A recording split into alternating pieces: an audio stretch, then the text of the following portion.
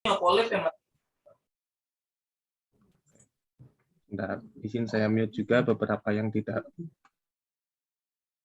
perlu mute. Jadi selamat siang Bapak Ibu. Terima kasih kepada Bapak Ibu dari Ditmawa atas kerjasamanya untuk menyelenggarakan acara pada siang hari ini. Terima kasih juga dari Bapak Ibu Fakultas Informatika atas kehadirannya juga, partisipasi dan dukungannya untuk acara ini. Kemudian terima kasih yang tidak bisa kami utarakan dengan kata-kata, tapi harapannya ini bisa menjadi kerjasama lebih lanjut lagi kepada Bu Siti Rodo selaku pembicara pada siang hari ini, serta juga Pak Faris selaku moderator pada acara pada siang hari ini. Acara hari ini kaitannya dengan mata kuliah pendidikan karakter sesi ke-10 tanggal 11 bulan 12 jam 13. Wah, bisa beruntun gitu ya. Dan saya serahkan untuk jalannya acara kepada Pak Faris selaku moderator. Saya persilakan kepada Pak Faris. Monggo Bapak. Terima kasih Pak kesempatannya. Selamat siang. Assalamualaikum warahmatullahi wabarakatuh. Waalaikumsalam. Izinkan saya Pak Aisyah Setiadi yang memoderasi ini. Tapi sebelum kita masuk ke materi pembicara, ya, saya ingin menyapa teman-teman mahasiswa. Bagaimana kabarnya? Alhamdulillah sehat, Pak. Ya. Dan sudah siap mengikuti kuliah pada siang hari ini. Ya. Jadi siang hari ini ya kita akan membahas mengenai mental health nih ya. Nah, ini sangat penting kita pelajari karena kita menghadirkan narasumber yang memang di bidangnya. Nah, ini mohon izin saya memperkenalkan narasumber pada siang hari ini ya. Jadi narasumber kita untuk mental health ini adalah Sitiroso M. Pesi ya. Beliau merupakan psikolog ya, yang lahir di Jambi dan juga sampai menamatkan SMA-nya di sana ya. Kemudian lanjut pindah ke Bandung untuk mengambil S1 ya, jurusan di psikolog, lulus tahun 2009 ya. Nah, kemudian Rado ini S2 di kampus utama dan lulus pada tahun 2014. Nah, sekarang ini profesi beliau merupakan dosen di 15 sampai sekarang ya, asesor, fasilitator, tester, observer untuk asesmen dan juga pelatihan ya. Betul nggak nih Bu Siti nih, Bu Dodo, profilnya nih? Betul. Nah, saya pengen tanya juga nih, sebenarnya bedanya antara psikolog dengan psikiater apa nih Bu Dodo ya? Oke, ya kalau bedanya tuh berawal sebenarnya dari pendidikannya juga sudah berbeda. Jadi kalau psikiater itu adalah dokter, jadi dia jadi dokter dulu, kemudian baru mengambil spesialis jiwa. Nah, nanti gelarnya jadi istilahnya adalah psikiater. Sedangkan kalau psikolog itu S1-nya adalah S1 psikologi, kemudian nanti pas dia S2 itu harus mengambil magister profesi gitu ya. Jadi magister yang memang sekaligus profesi. Nah, itu bedanya. Terus kalau misalnya wewenangnya sebenarnya kalau psikiater itu memang mengobati orang-orang yang mengalami sudah sampai ke gangguan jiwa. Gangguan jiwa, terus memang orang yang sudah atau orang yang mengalami gangguan mental tapi fisiknya pun juga sudah berat lah gitu ya, sehingga membutuhkan obat. Nah, kalau psikolog kan tidak bisa memberikan obat gitu. Jadi memang biasanya masalah-masalah yang lebih masalah perilaku itu bisa di psikolog, masalah mental ya bisa juga gitu. Tapi kalau sudah sampai masalah gangguan kejiwaan gitu ya, itu maka harus ke psikiater. Biasanya kalau kami itu psikolog dan psikiater itu idealnya memang bekerja sama. Biasanya kalau di rumah sakit jiwa yang memang ada psikolog, psikiater itu biasanya bekerja dalam satu tim. Jadi kalau minta obat itu ke psikiater, kalau tempat curhat itu ke Ya, psikolog gitu bisa ya. seperti itulah. Oke, ya. Jadi teman-teman di sini siapkan ya pertanyaan nih kalau mau coba mungkin boleh nih Bu ya, Boleh. curcol sedikit ya. Jadi simak materi yang disampaikan oleh narasumber kita dan juga saya tekankan ini bahwa ini merupakan pendidikan karakter ya, di mana yang kita latih, yang kita tekankan di sini adalah karakter kalian ya, karakter ini, harmoni, excellence dan integrity. Jadi ikuti materi ini sampai selesai ya. Absennya juga dimasukkan ya. Nih jangan ada titip absen ya. Ini kemarin tuh yang hadir di Zoom banyak Bu, tapi yang hadir banyak, yang absen lebih banyak lagi gitu ya. Nah, jadi kita tekankan nih pendidikan karakter ini nih. Dan juga ini mungkin termasuk mental juga nih Bu ya. Bagaimana kita mempunyai mental yang kuat, yang tangguh, dan juga mempunyai integritas yang tinggi. Oke, langsung saja saya serahkan ke narasumber kita ya. Waktunya kurang lebih 60 menit Bu. Nanti dilanjutkan dengan sesi tanya jawab. Ya, jadi saya persilahkan waktu dan layar untuk Bu Siti Raudo. Nanti mungkin tolong Silakan. diingatkan aja ya Pak 10 menit sebelum, takutnya kelewat. Ya, siap. Oke, terima kasih Pak Farisya. Saya manggilnya Pak Farisya atau Pak Faris? Ya, boleh Bu Farisya. Oke. Saya akan share screen ya. Oke, ini udah kelihatan slideshow ya semua ya.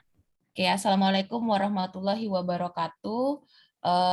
Terima kasih sebelumnya saya ucapkan kepada Teliu yang sudah mungkin dia udah kesekian kali ya saya diundang sama Teliu tuh, dan berulang kali juga. Jadi semoga belum bosan dengan wajah saya ya. Ya, jadi beberapa kali saya juga pernah diundang untuk melakukan kayak kegiatan konseling kelompok untuk mahasiswa. Jadi memang untuk kelompok yang lebih kecil, biasanya 10 sampai 15 orang. Nah, itu memang diskusinya lebih intens karena udah spesifik ke permasalahan yang dihadapi oleh mahasiswa biasanya gitu. Nah, kalau sekarang ini mungkin lebih umum, saya akan memberikan menjelaskan konsep-konsep dasar lah yang terkait dengan mental health, terus kemudian apa yang mungkin bisa teman-teman lakukan sebagai mahasiswa paling tidak untuk bisa mencegah diri supaya bisa membuat lebih sehat mental dengan kondisi saat ini yang macam-macam gitu ya.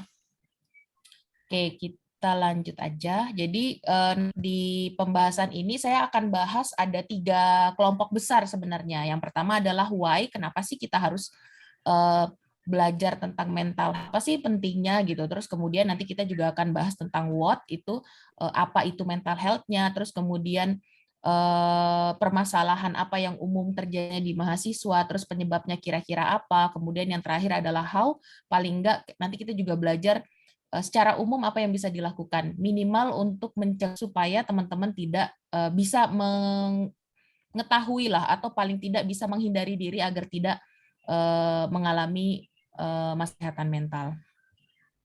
Oke, kita akan lanjut dengan why dulu. Nah, mungkin teman-teman boleh masuk ke ini dulu nih. Coba di-scan dulu. Ini Mentimeter sebenarnya. Saya pengen tahu pendapat teman-teman.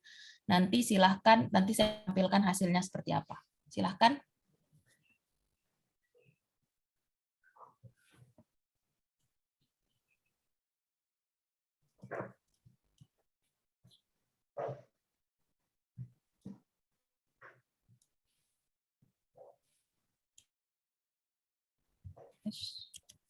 Sebentar ya.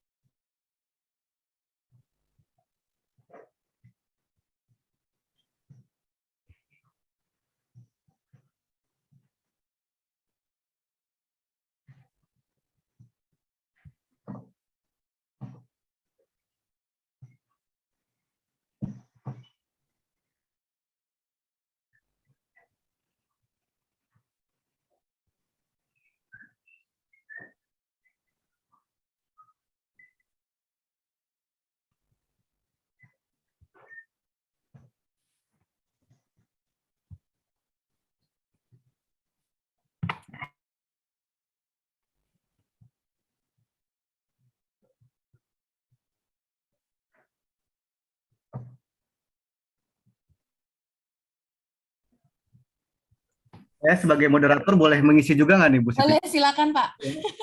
Karena saya pengen tahu juga. Mau kemana wes? Mau kemana? Sholat dulu, Anggi. Kita dulu dong.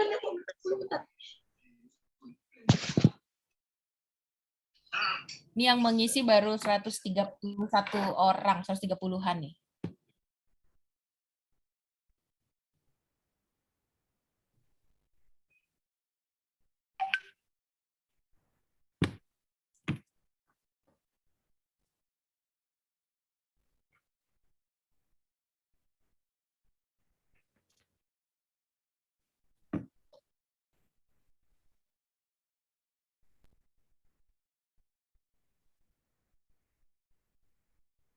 Oke, di sini ada 4 pernyataan ya, teman-teman. Ya, jadi ada pertama, kesehatan mental itu terpisah nggak sih dari kesehatan fisik? Oke. Yang kedua adalah apakah kesehatan mental itu ada pernyataan kesehatan mental itu adalah hal yang penting. Kemudian ada juga yang merah ini kesehatan fisik sebenarnya ya, kesehatan fisik adalah hal yang penting. Yang terakhir adalah kesehatan mental dan fisik sama pentingnya. Nah,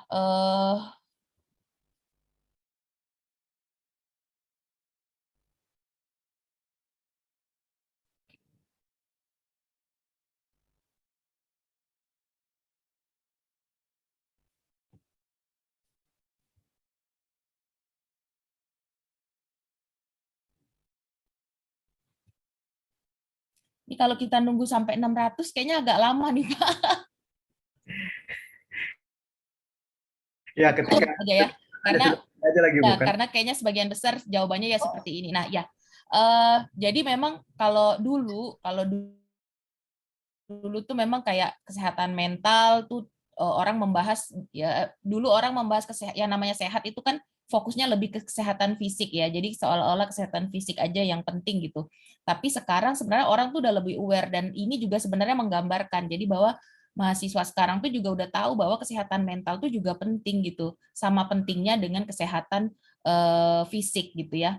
Terus kemudian apakah kesehatan mental dan kesehatan fisik itu tuh adalah sesuatu yang terpisah gitu. Memang dia adalah sesuatu yang berbeda ya, kesehatan mental ya kesehatan mental, kesehatan fisik ya kesehatan fisik. Tapi keduanya ini sebenarnya saling berkaitan dan saling mempengaruhi gitu. Jadi nanti akan saya jelaskan kenapa kesehatan mental dan kesehatan fisik ini bisa dikatakan mempengaruhi gitu ya di materi yang selanjutnya nanti akan dijelaskan. Oke, mungkin ini saya bisa akhiri dulu. Kita akan lanjut ke materi yang satu lagi ya.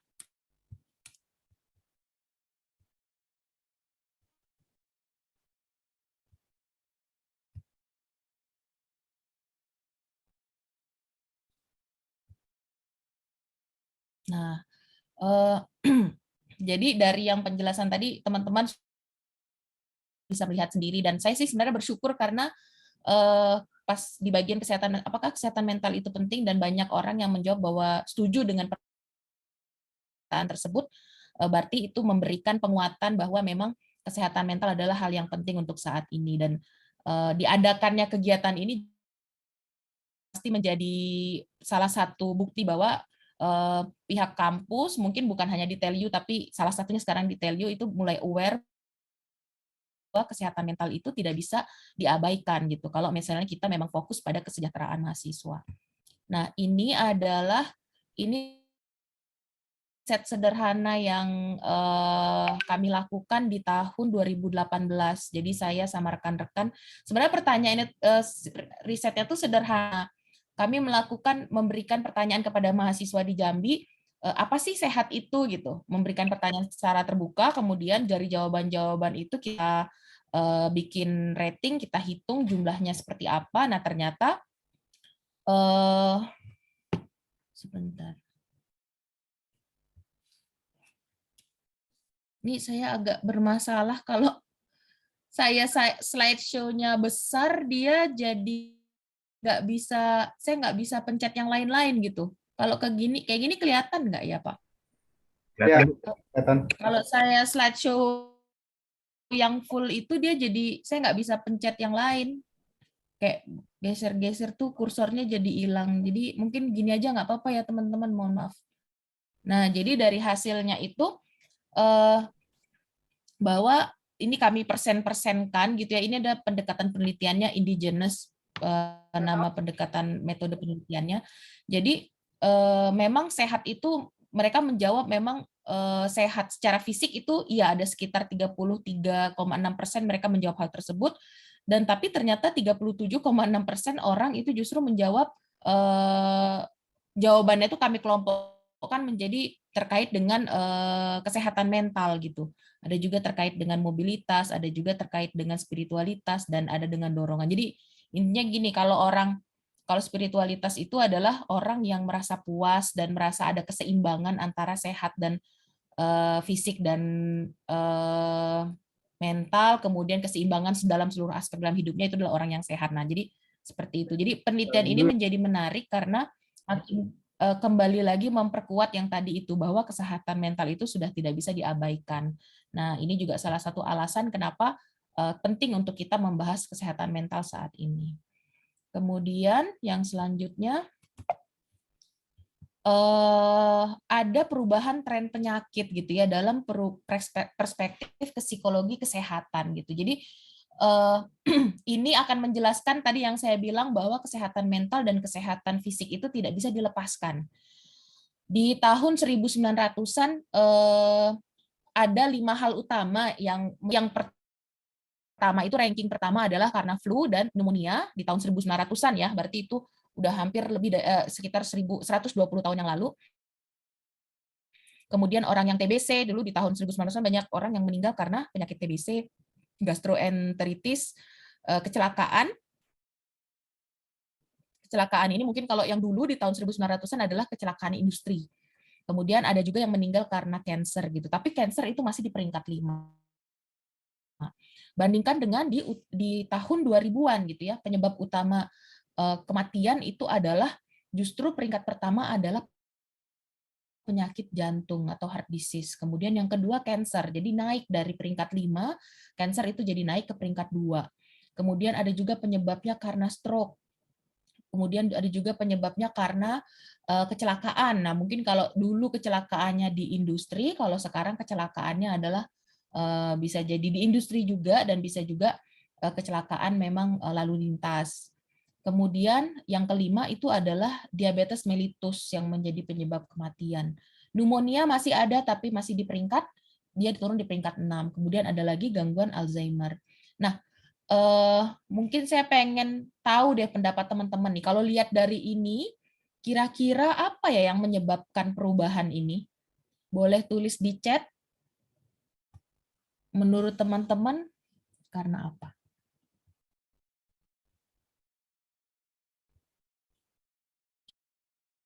Oke. Karena gaya hidup, makanan, pola hidup, makanan, pola hidup, gaya hidup dan makan, kemajuan ilmu, ya, pola makan dan gaya hidup, kebiasaan, pola hidup masyarakat, tidur tuh berarti pola aktivitas juga ya, karena banyak pikiran, kemajuan industri, kondisi alam, teknologi, macam-macam ya. Amarah, ini terkait dengan amarah nih emosi ya berarti ya. Oke, dan semua jawaban yang teman berikan ini benar. Kalau dia dibilang kemajuan ilmu pengetahuan ataupun kemajuan teknologi untuk mengecek suatu penyakit, iya, jelas gitu ya. Tapi juga yang paling utama adalah tadi terkait dengan pola hidup, makanan tuh termasuk pola hidup, pola tidur, pola aktivitas itu juga masuk dalam pola hidup. Dan juga sebenarnya adalah bagaimana kondisi psikologi seseorang itu juga mempengaruhi ternyata penyakit individu gitu ya. Jadi contoh kayak misalnya yang kena kanker ini, memang kanker ini adalah penyebabnya karena adanya sel kanker yang aktif di dalam tubuh manusia gitu ya penyebabnya. Tapi kan dalam kitab individu nih semuanya punya sel kanker di dalam tubuhnya ya masing-masing ya sebenarnya. Cuma ada orang-orang yang memang sel kankernya ini lebih aktif dibanding orang yang lain gitu. Nah, aktifnya itu salah satu penyebabnya adalah selain memang tadi pola hidup gitu ya, kemudian bagaimana kondisi mental dan psikologisnya gitu ya, itu juga ternyata mempengaruhi gitu. Nah, saya bicara begini karena memang saya pernah ngobrol dengan salah satu cancer survivor dan beliau juga menjadi salah satu pionir yang membuat suatu kayak apa ya, kayak yayasan untuk lembaga cancer gitu. Jadi memang mengumpulkan para penyintas dari penyakit kanker gitu. Jadi saya tanya setelah dia melewati seluruh proses pengobatan, apa yang dilakukan saat ini supaya tetap fit, supaya kansernya nggak balik lagi gitu. Ternyata selain menjaga pola makan, pola hidup gitu ya, dia juga menjaga agar dirinya itu bukan terhindar, tapi bisa mengelola stres dengan baik sehingga stres yang dirasakan atau masalah yang dirasakan itu tidak berkepanjangan dan berdampak ke kondisi psikologisnya gitu. Jadi ternyata itu juga seperti itu. Terus kemudian stroke itu juga bisa berkaitan, dan diabetes itu kalau misalnya orang yang stres mungkin dia akan memperparah gitu. Orang yang dengan kondisi stres akan memperparah sakit fisik yang dialami gitu.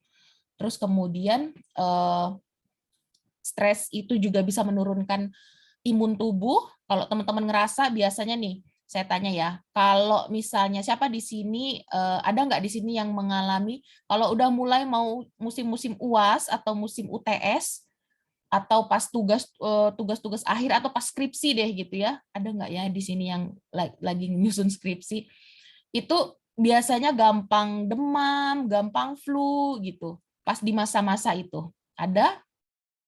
Saya Bu. Nah, ya ada. Jadi memang itu memang ya itulah bukti bahwa ketika stres memang ketika stres dan kita sulit untuk ini ya, untuk mengatasinya tuh biasanya imun tubuh tuh jadi menurun sehingga mudah untuk terkena penyakit yang lain gitu. Gitu ya. Jadi bukan stres itu yang membawa kuman, enggak, tapi stres itu menurunkan imun tubuh seseorang sehingga lebih mudah untuk kena penyakit yang lain gitu. Macam-macam ya. Jadi semoga kalau di Telu nggak sampai kalau mau UAS gitu ya, terus kliniknya jadi penuh gitu ya. Semoga nggak seperti itu ya. Jadi biar lebih sehat mental, jadi lebih bisa mengatasi permasalahan terkait dengan UAS gitu, stresnya gitu. Ada juga kalau misalnya lagi skripsi gitu ya, mahasiswa saya tuh ada yang sampai yang menghilang gitu, terus kemudian jadi mudah sakit gitu, memang ada gitu, nyatanya tuh ada. Oke, kita lanjut. Inilah tadi yang menjelaskan bahwa kenapa kesehatan mental dan kesehatan fisik itu adalah sesuatu yang berbeda tapi saling berkaitan. Selanjutnya, nah ini adalah masalah kesehatan mental mahasiswa yang umum terjadi. Apa namanya? Mungkin ini saya nomorin kali ya. Biar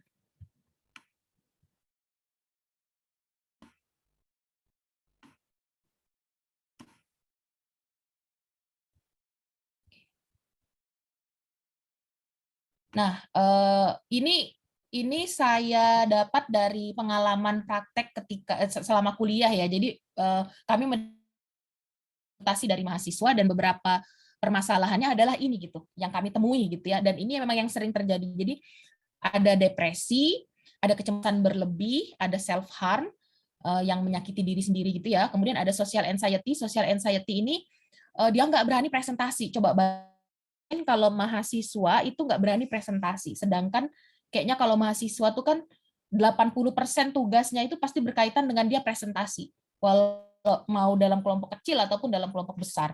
Terus nanti pas skripsi juga akan seperti itu gitu ya.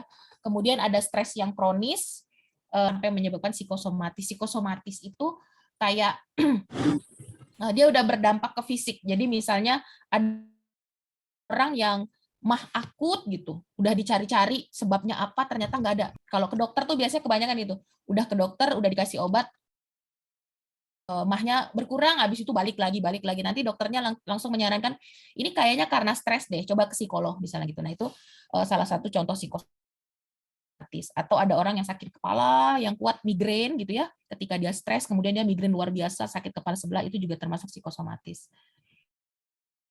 gitu. Atau ada juga yang justru jadi sesak nafas, jadi kayak kayak pokoknya bermasalah di paru-paru. Kalau ini jelas nih teman saya ada yang seperti itu. Jadi kayak dia nafasnya jadi berat kata dia gitu. Jadi pas diperiksa memang kayak paru-parunya tuh jadi kayak memang dia sudah punya bawaan masalah paru, tapi lebih parah sesak nafasnya muncul justru ketika dia mengalami stres.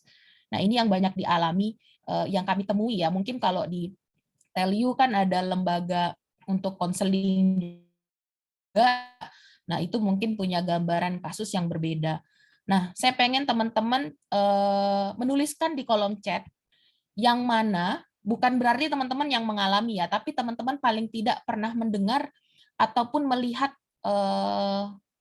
teman kita sendiri gitu ya, pernah mengalami salah satu dari masalah ini. Yang mana mungkin ada, boleh tuliskan aja nomornya 1, 2, 3, 4, 5, atau 6. Boleh lebih dari 1. Nomornya aja.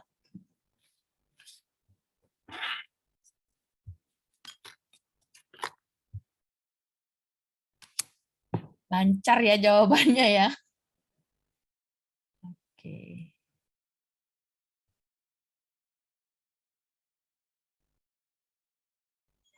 Banyaknya ada yang di 3, 5, 6, 1, 2, 3. Oke. 4. Oke.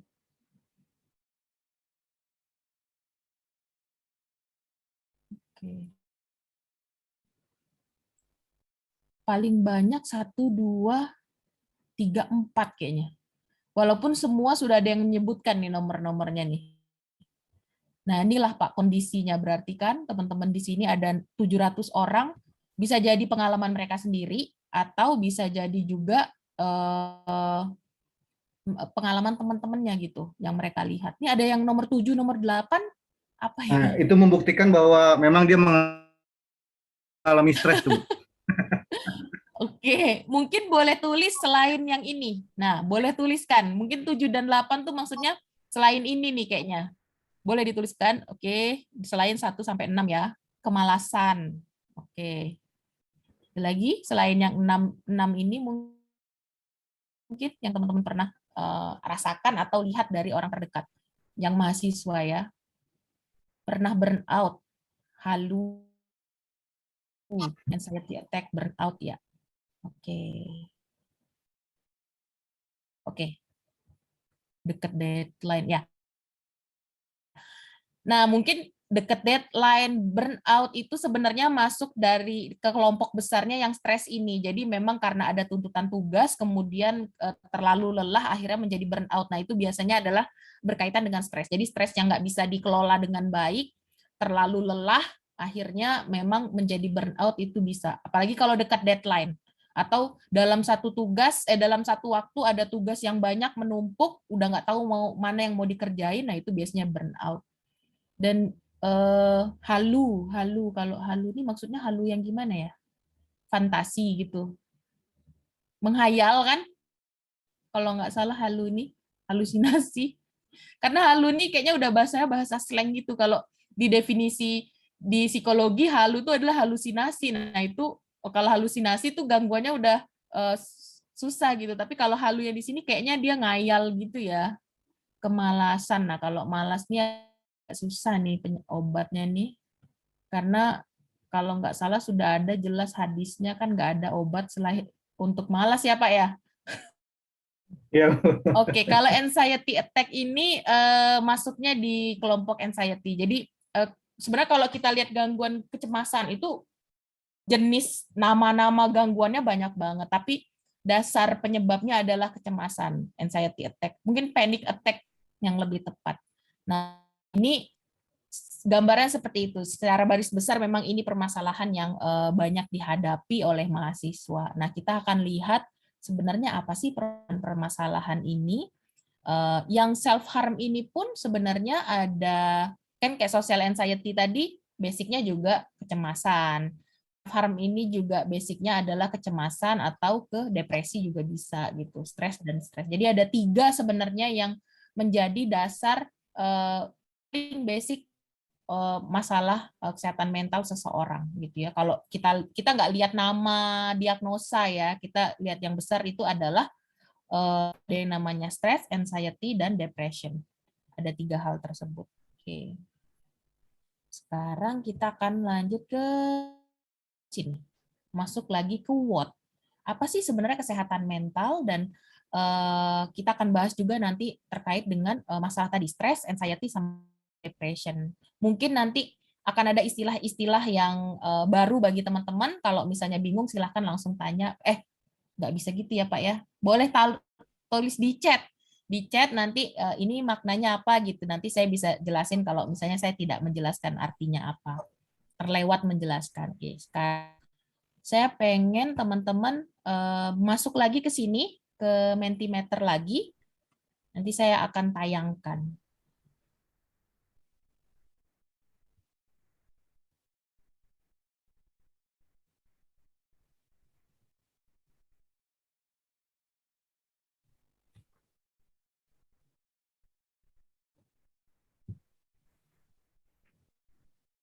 Ini maksudnya sehat mental Iya, ya Bu ya? saya Padahal tulisnya tuh apa? sehat mental. Ya, berarti sehat mental ya, teman-teman ya, mohon maaf. Jadi apa yang teman-teman gambaran ketika mendengar kata sehat mental? Yang seperti apa sih orang yang sehat mental gitu ya? Oke.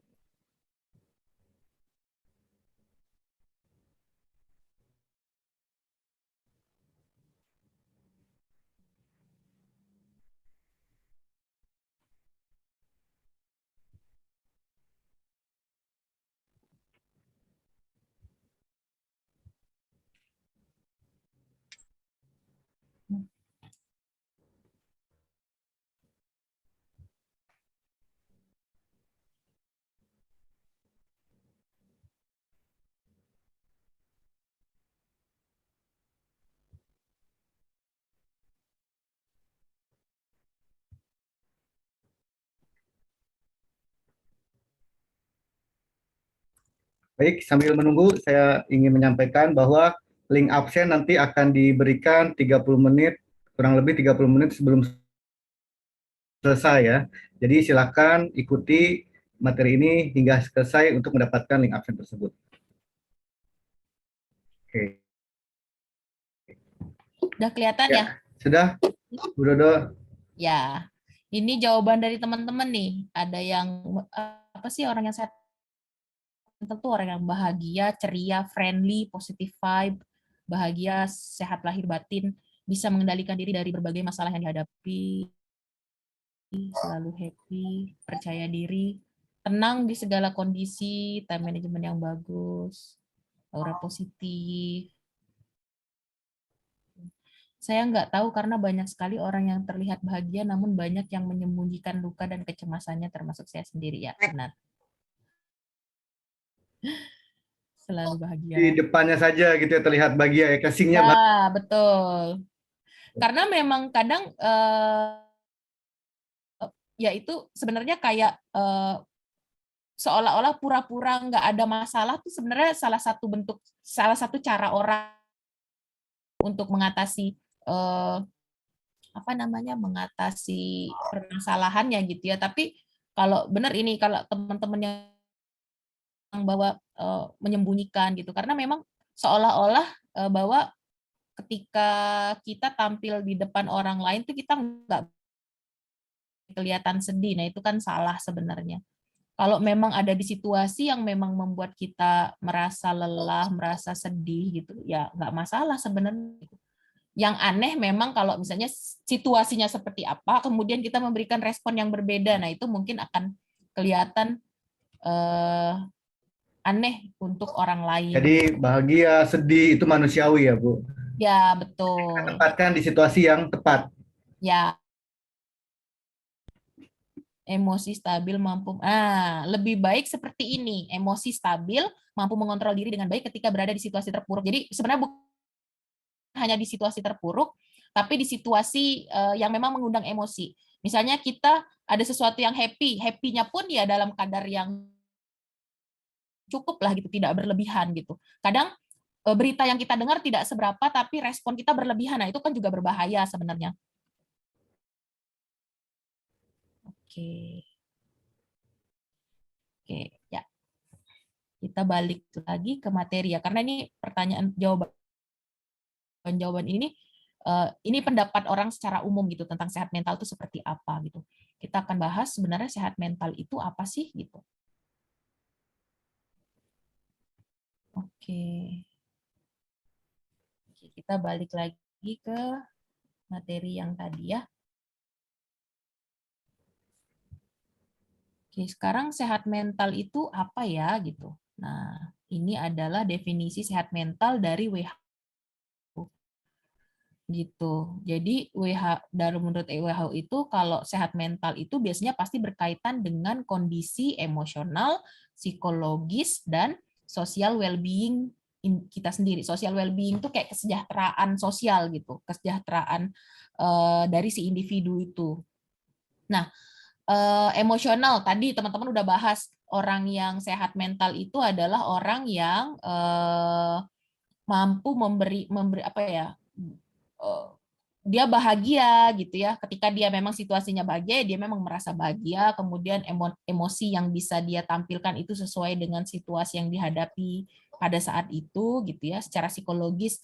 Ketika misalnya dia mengalami stres, dia bisa mengatasinya dengan baik gitu ya, tidak terlalu larut dalam permasalahan yang dihadapi gitu, punya pola pikir juga yang lebih sehat gitu ya, yang mana aspek-aspek ini nantinya itu akan mempengaruhi bagaimana dia berpikir, dia merasakan, dan dia berperilaku gitu. Dan ini juga berkaitan dengan bagaimana dia menghadapi stres, kemudian berinteraksi dengan orang lain, dan membuat pilihan-pilihan yang sehat. Nah, orang yang sehat mental itu adalah orang yang mampu melakukan yang ini tadi. Dia mampu mengatasi stresnya, kemudian dia mampu berinteraksi dengan baik dengan orang lain secara sehat gitu, dan mampu membuat pilihan-pilihan yang terbaik dengan pertimbangan-pertimbangan yang matang pula gitu ya. Jadi ada orang yang kalau orang yang sehat mental itu ketika dia stres, dia tahu apa yang dia lakukan. Dia merasakan stres, tapi dia tahu apa yang dia lakukan gitu. Tidak larut di dalam stresnya, tetap bisa dia berinteraksi dengan baik dengan orang lain gitu ya. Karena ada orang yang stres, ketika dia stres, responnya itu justru misalnya jadi marah-marah dan justru menyakiti orang lain, sehingga dia dengan orang lain pun akhirnya juga jadi ikut bermasalah. Ada yang seperti itu gitu. Ada juga orang yang ketika dia stres, ketika dia punya masalah yang berat gitu ya, justru mengambil keputusan yang salah. Misalnya ketika dia stres, dia justru larinya ke narkoba. Mungkin sesaat dia merasa lega, tapi itu adalah pilihan salah dan tidak sehat juga, dan akhirnya menimbulkan permasalahan yang baru gitu. Nah, di sini saya jelaskan ada yang mental health-nya buruk, itu tidak sama dengan mental illness. Jadi kalau mental illness itu yang dia sudah mengalami gangguan. Tapi kalau poor mental health, kondisi bisa nggak sih berubah kesehatan mental seseorang? Bisa. Sama juga kayak penyakit kesehatan fisik ya. Ada di situasi tertentu dia merasa sehat. Kemudian di situasi yang lain ketika dia kena virus ya dia sakit pada saat itu, tapi setelah itu dia bisa sembuh lagi. Nah, kayak gitu juga sebenarnya kesehatan mental ini. Mungkin sekarang dengan situasi yang dihadapi saat ini, kesehatan mentalnya jadi menurun nih. Kenapa? Karena dia jadi stresnya berlebih, tadi jadi burnout misalnya gitu ya. Kemudian jadi punya masalah dengan orang tua atau dengan teman, dengan pasangan, misalnya seperti itu. Nah, tapi nanti bisa membaik nggak? Bisa juga ketika dia bisa mengatasi apa yang menjadi permasalahannya dia gitu, dan dia merasa lebih happy, dia merasa lebih puas dengan apa yang dia miliki, seperti itu ya. Itu definisi kesehatan mental. Nah, sekarang kita akan lihat kepada ini agak sedikit konsep. Ada 3 yang tadi ya, ada stres, ada depresi, dan ada anxiety. Kita akan bahas satu persatu. Kita mulai bahas dengan yang namanya stres. Stres itu apa sih gitu ya? Stres itu adalah kejadian apapun yang kita alami, yang mana itu sebenarnya bisa menguras emosi kita, fisik kita, dan bahkan mempengaruhi perilaku kita sebagai sebagai apa ya, sebagai reaksi dari sesuatu yang tidak menyenangkan dari situasi tadi itu gitu. Jadi kalau stres itu pasti berbau hal-hal yang menegangkan, hal yang tidak menyenangkan, melelahkan gitu ya. Nah, ini definisi dari tokoh yang lain juga ada gitu ya. Stres psikologis itu apa sih gitu ya? Ini berkaitan dengan hubungan antara si individu dengan lingkungannya, karena kebanyakan sumber stres itu ada di lingkungan. Kemudian yang itu dinilai oleh si individu tersebut bahwa si lingkungan tersebut atau situasi tersebut itu bisa menguras atau menguras energi mereka atau melebihi kemampuan permasalahan yang dihadapi itu melebihi kemampuan yang dia miliki, sehingga kesejahteraannya jadi bermasalah atau terganggu gitu. Nah, jadi kan setiap individu ini punya kompetensi, punya potensi gitu ya. Ketika permasalahan yang dihadapi itu tidak mampu diselesaikan dengan potensi yang dia miliki, dan akhirnya membuat dia menjadi memiliki masalah terkait dengan kesejahteraan pribadinya, nah itulah yang dinamakan oleh stres. Oke. Kemudian ada lagi nih. Nah, ini memang teori banget ya. Ada istilahnya itu cognitive appraisal. Cognitive appraisal itu adalah penilaian. Jadi ada kan teman-teman ada namanya istilahnya primary appraisal, secondary, sama kognitif. Nah, mungkin ini istilah baru, tapi saya akan jelaskan aja. Contohnya gini, ada nih orang yang kalau misalnya besok mau ada minggu depan nih UAS misalnya, minggu depan UAS gitu. Ada orang yang menghadapi itu tuh kayaknya santai aja gitu. Ada orang yang itu udah kayak kelabakan gitu untuk menghadapi minggu depan. Gitu ya, respon orang kan beda-beda ya. Karena memang ternyata ada orang yang menganggap minggu depan mau UAS, ya UAS. UAS kan memang sesewat. Kalau saya mau lulus ya itu memang harus dilewati mau nggak mau gitu. Nggak usah pusing. Selama ini juga sudah belajar gitu. Ada orang yang menilai seperti itu. Ada orang yang menilai, oh besok minggu depan UAS itu adalah masa-masa saya untuk membuktikan hasil belajar saya selama ini. Ada orang yang berpikir seperti itu. Ada pikir, aduh UAS, aduh gimana ya kalau misalnya saya nggak bisa jawab, nilai saya rendah, nanti berarti IP saya turun, nanti saya dimarahi gitu. 3 orang ini aja, ketika dia menilai situasi yang dihadapi, itu kita bisa melihat ada orang yang menganggap itu stres, ada orang yang menganggap itu biasa aja, atau ada orang yang menganggap hal itu udahlah nggak ada kaitannya, udah biasa aja gitu. Nggak ada hubungannya dengan saya juga gitu. Yang nggak ada hubungan dengan saya ini misalnya teman-teman minggu depan mau UAS nih, terus saya dengar cerita itu, oh besok anak-anak Teliu mau UAS, nah bagi saya nggak ada hubungannya, orang bukan saya yang sesuai, jadi saya nggak akan stres gitu. Ada yang seperti itu. Nah, jadi itu juga akhirnya yang membuat seseorang pertama menilai situasi dulu. Kemudian ada secondary itu orang akan menilai. Kalau dia menilai bahwa situasi yang dihadapinya adalah situasi yang menimbulkan stres, yang suatu yang menakutkan, suatu yang menimbulkan sesuatu situasi yang kayaknya berbahaya gitu sehingga harus diantisipasi. Ada orang yang bisa mengatasinya dengan baik. Dia sebenarnya stres dengan UAS minggu depan, tapi ada orang yang dia stres dan tetap bisa berhasil melewati UAS itu dengan baik. Ada orang yang stres tapi dia justru tidak bisa mengeluarkan seluruhnya dengan baik karena dia stres tadi itu, stres yang berlebih itu. Nah, itu berkaitan dengan bagaimana dia mengatasi stres yang tadi itu. Dan tiap orang beda-beda, ya kan? Saya pengen tahu di sini teman-teman boleh tulis di chat kalau teman-teman mengalami stres atau masalah dalam perkuliahan, biasanya yang dilakukan apa untuk meredakan stres tersebut atau bikin paling tidak menjadi lebih tenang lah. Oke. Tidur, istirahat sejenak, makan, melakukan hobi ya, meditasi atau ngeteh, nonton anime, sholat, berdoa, curhat, mencari hiburan, dipikirin, terkadang nggak tahu harus gimana, mendengarkan musik, berdoa, melakukan hobi, gaming, macam-macam ya. Dan ini beda-beda kan? Tiap orang tuh beda-beda Ada yang gitu. ngoding loh, Bu, Ada itu yang stres aja ngoding ya. mana ada ya, ada yang ngoding ya. Wah, itu luar biasa. Tapi mungkin berarti memang ngoding itu adalah bagian emang Stress apa ya, release. kayak relax gitu, macam-macam gitu. Kalau saya kalau lagi stres, yang saya lakukan biasanya nyetir. Oke, Nah, Bu. ya jadi ya macam-macam kan, beda-beda gitu. Dan tergantung stresnya juga. Kalau stresnya terkait dengan tugas, ya kalau saya bawa nyetir nggak selesai. Jadi ada situasi. Nah, macam-macam. Dan kita kadang kalau kalau kita melakukan untuk melakukan strategi untuk tidak selalu itu.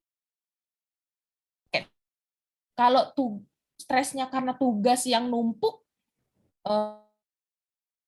ya saya nggak bisa melakukan coping yang ini, saya harus melakukan coping yang lain, misalnya gitu. Ada kadang harus udah saya ngilang dulu deh sebentar gitu, kayak yang tadi teman-teman ini ya, ada yang nuliskan kabur dulu sebentar gitu kan, abis itu balik lagi gitu kan. Kemudian ada yang melakukan apa, hobi gitu ya, mungkin ngoding ini hobinya tuh Pak.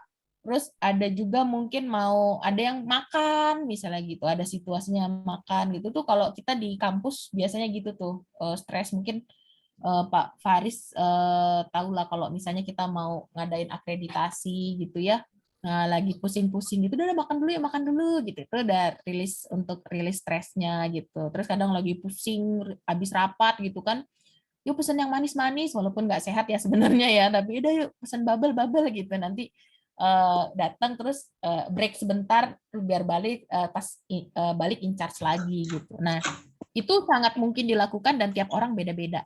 Nah, secondary appraisal inilah yang membedakan gaya coping seseorang dengan orang yang lainnya, gitu ya. Ada orang yang butuh dia untuk saya mau ngilang dulu deh.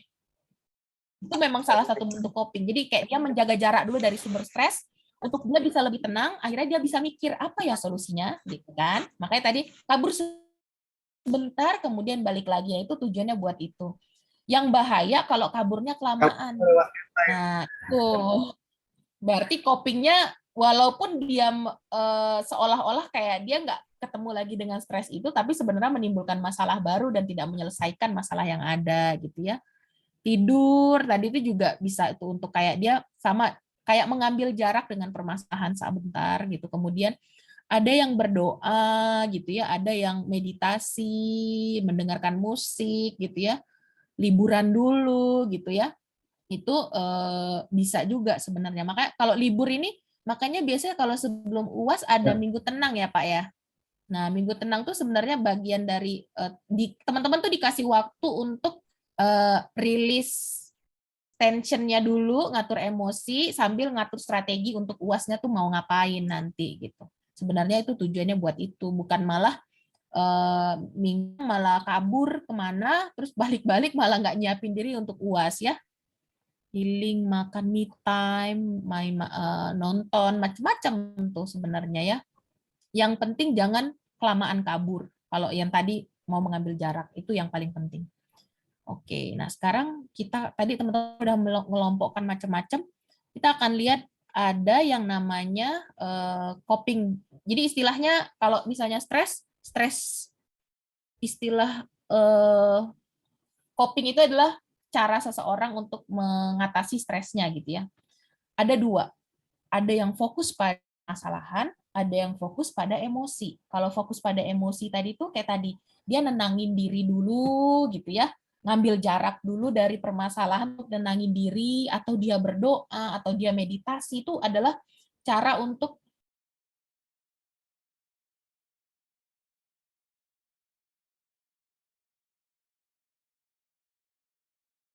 supaya merasa lebih tenang. Sebelum tadi saya bilang kalau saya lagi stres biasanya pengennya nyetir, keliling-keliling nyetir gitu kan, terus sambil biasanya mikir di situ apa yang akan dilakukan duluan, kemudian baru balik lagi, baru tuntaskan tugasnya. Ada orang yang problem fokus gitu. Jadi dia berusaha untuk strategi apa yang bisa dilakukan untuk bisa menyelesaikan masalah tersebut. Gitu. Nah, dua-duanya ini penting. Dua-duanya penting. Kenapa? Kadang kalau di situasi stresnya itu benar-benar membuat emosi kita tergugah gitu ya, butuh waktu untuk menenangkan diri dulu, baru bisa mikir. Kan ada gitu ya. Ada orang yang nggak selalu bisa ketika ada masalah, dia langsung tektok di kepalanya tuh solusi langsung muncul gitu kan. Nggak bisa, orang yang harus nenangin diri dulu baru bisa solusi gitu. Nah, itu jadi kedua-duanya adalah penting. Kadang kalau orang terlalu fokus sama problem, mengabaikan emosi juga nggak baik juga gitu. Kadang tadi itu akhirnya malah jadi burnout gitu ya. Kalau misalnya memang terlalu fokus, tegang terus gitu ya terkait dengan untuk menyelesaikan permasalahannya, sehingga dia mengabaikan emosinya. Nah, itu akhirnya juga bisa menyebabkan burnout tadi itu. Gitu. Oke ya. Nah, itu adalah terkait dengan stres. Sekarang saya akan bahas terkait dengan anxiety atau cemas tadi ini. Kelihatan nggak? Oke. Jadi cemas itu kan ada istilah cemas, ada istilah takut.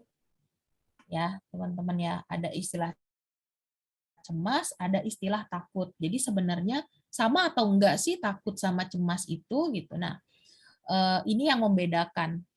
Boleh enggak sih, oh ya kita balik dulu kayaknya ke yang stres tadi. Ada enggak orang yang enggak pernah mengalami stres? Ada orang yang tidak pernah mengalami stres? Enggak ada ya kayaknya ya. Itu bagian dari hidup tuh kayaknya. Kalau enggak ada yang enggak pernah stres tuh kayaknya rasanya enggak menarik kayaknya hidup itu ya. Orang gila. Oke. Kita nggak tahu sebenarnya kan, jangan-jangan sebenarnya dia ngerasakan stres gitu kan, atau sebenarnya sebelum dia menjadi seperti itu, kalau orang gila ini kan yang saya tangkap ini adalah orang yang schizofren ya, orang yang schizofren yang kalau kita lihat suka keliaran di pinggir jalan gitu ya.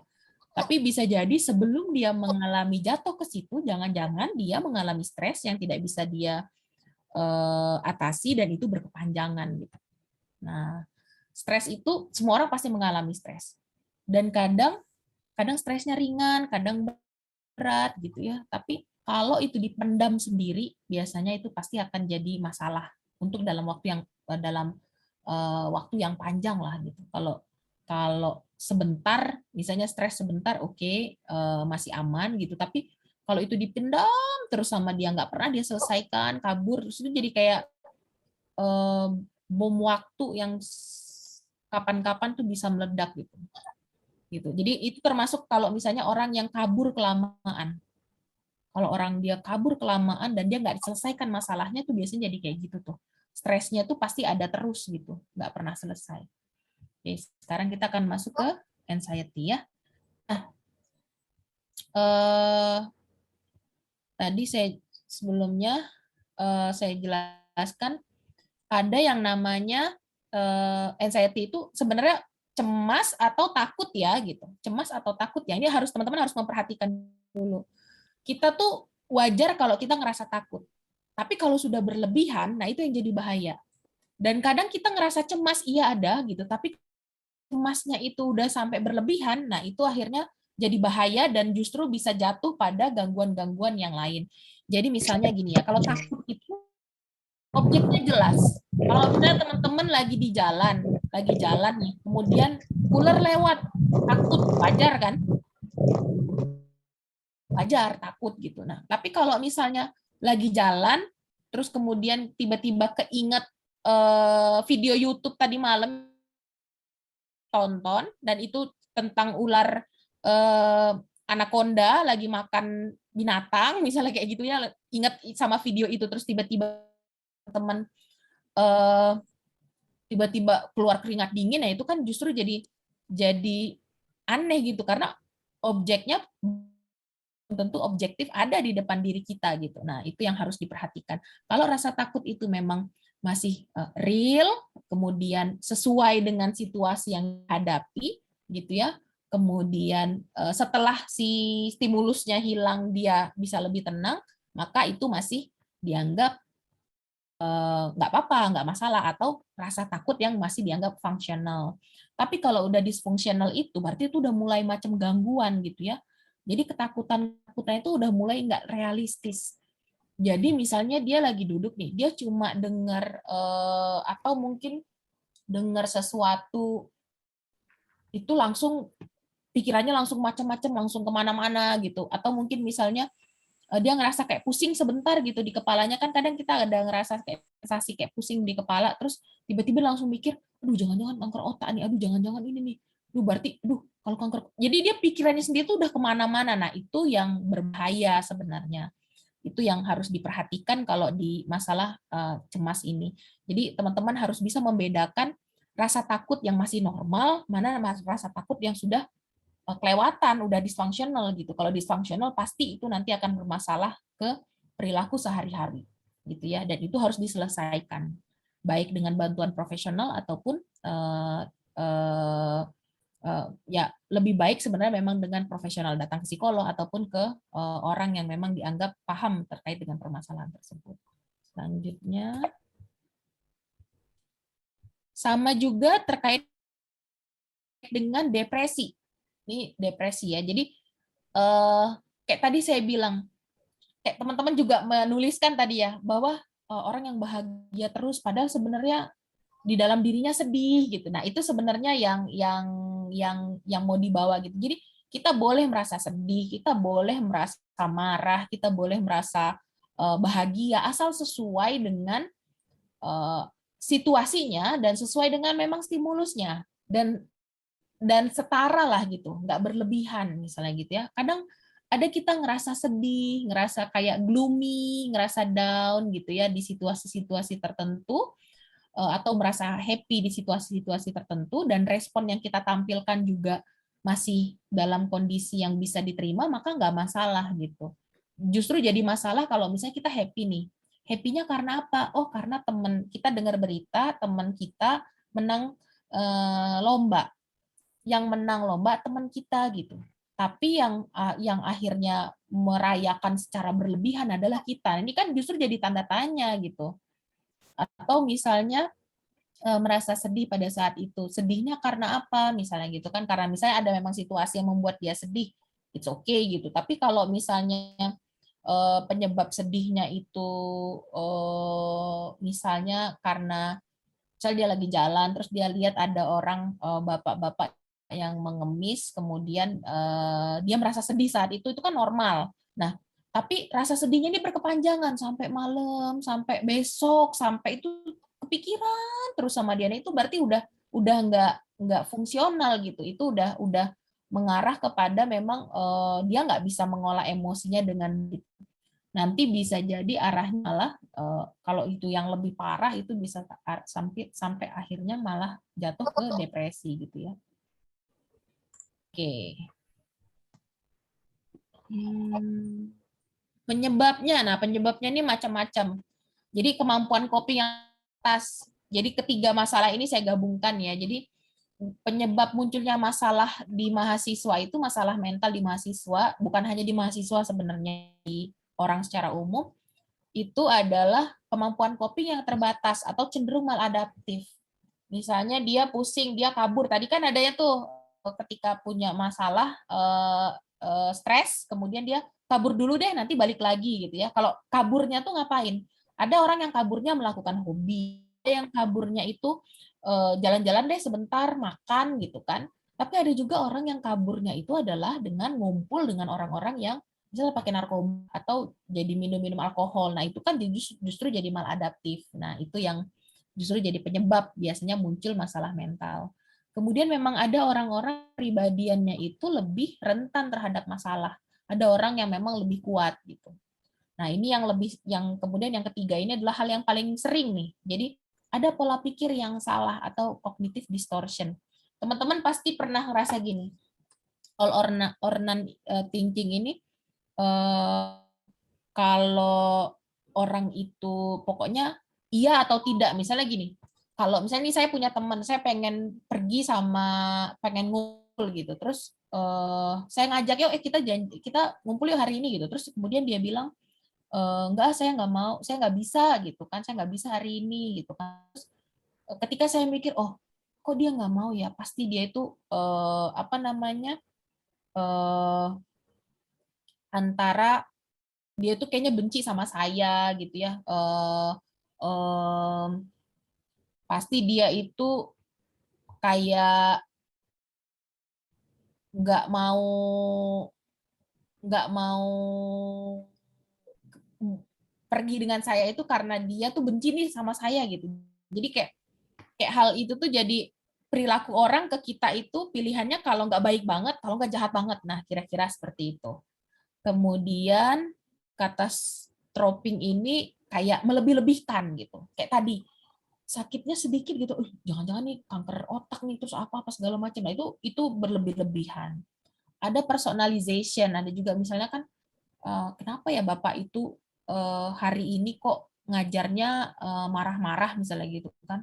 Pasti kayaknya karena Bapak itu marah sama saya deh gitu. Jadi dia langsung ngerasa bahwa itu perilaku orang lain itu karena dia gitu. Padahal kan belum tentu ya. Discounting the positif. Jadi ini kayak dia melupakan hal baik dari diri dia gitu kan. Kamu dapat nilai apa gitu kan? Untuk mata kuliah saya dapat nilai A gitu. Wah, hebat ya gitu kan. Terus enggak, itu karena ini hoki aja kayaknya gitu. Gitu kayaknya makanya bisa dapat A gitu. Jadi padahal dia kayak mengabaikan usaha yang sudah dia lakukan, mengabaikan kemampuan yang dia miliki misalnya gitu ya. Jadi masih banyak lagi nih, ada macam-macam, dan ini yang biasanya kita pikirkan sehingga kita akhirnya menjadi untuk eh, cemas untuk apa ya, terhadap sesuatu gitu. Ada juga mind reading. Nah, mind readingnya yang menarik nih. Misalnya gini, mau nggak kita hari ini kita bimbingan skripsi yuk gitu misalnya gitu ya. Terus bilang, oh enggak mau gitu kan. Kenapa? Nanti pasti saya tuh dimarahin sama bapak itu gitu. Saya tuh pasti dimarahin gitu. Jadi dia udah menganggap bahwa dia tahu apa yang dipikirkan oleh dosen pembimbingnya, padahal dia belum ketemu pada hari itu. Nah, itu ya. Itu mind reading. Terus yuk kita misalnya mau ikut apa gitu. Kita pergi kemana, enggak, pasti dia tuh benci sama saya gitu. Jadi kayak seolah-olah nanti pasti ditolak bimbingan saya gitu. Jadi dia sudah berusaha membaca dulu pikiran orang lain, padahal itu belum tentu benar atau enggak gitu ya. Dan ini sering terjadi ketika orang mengalami permasalahan mental.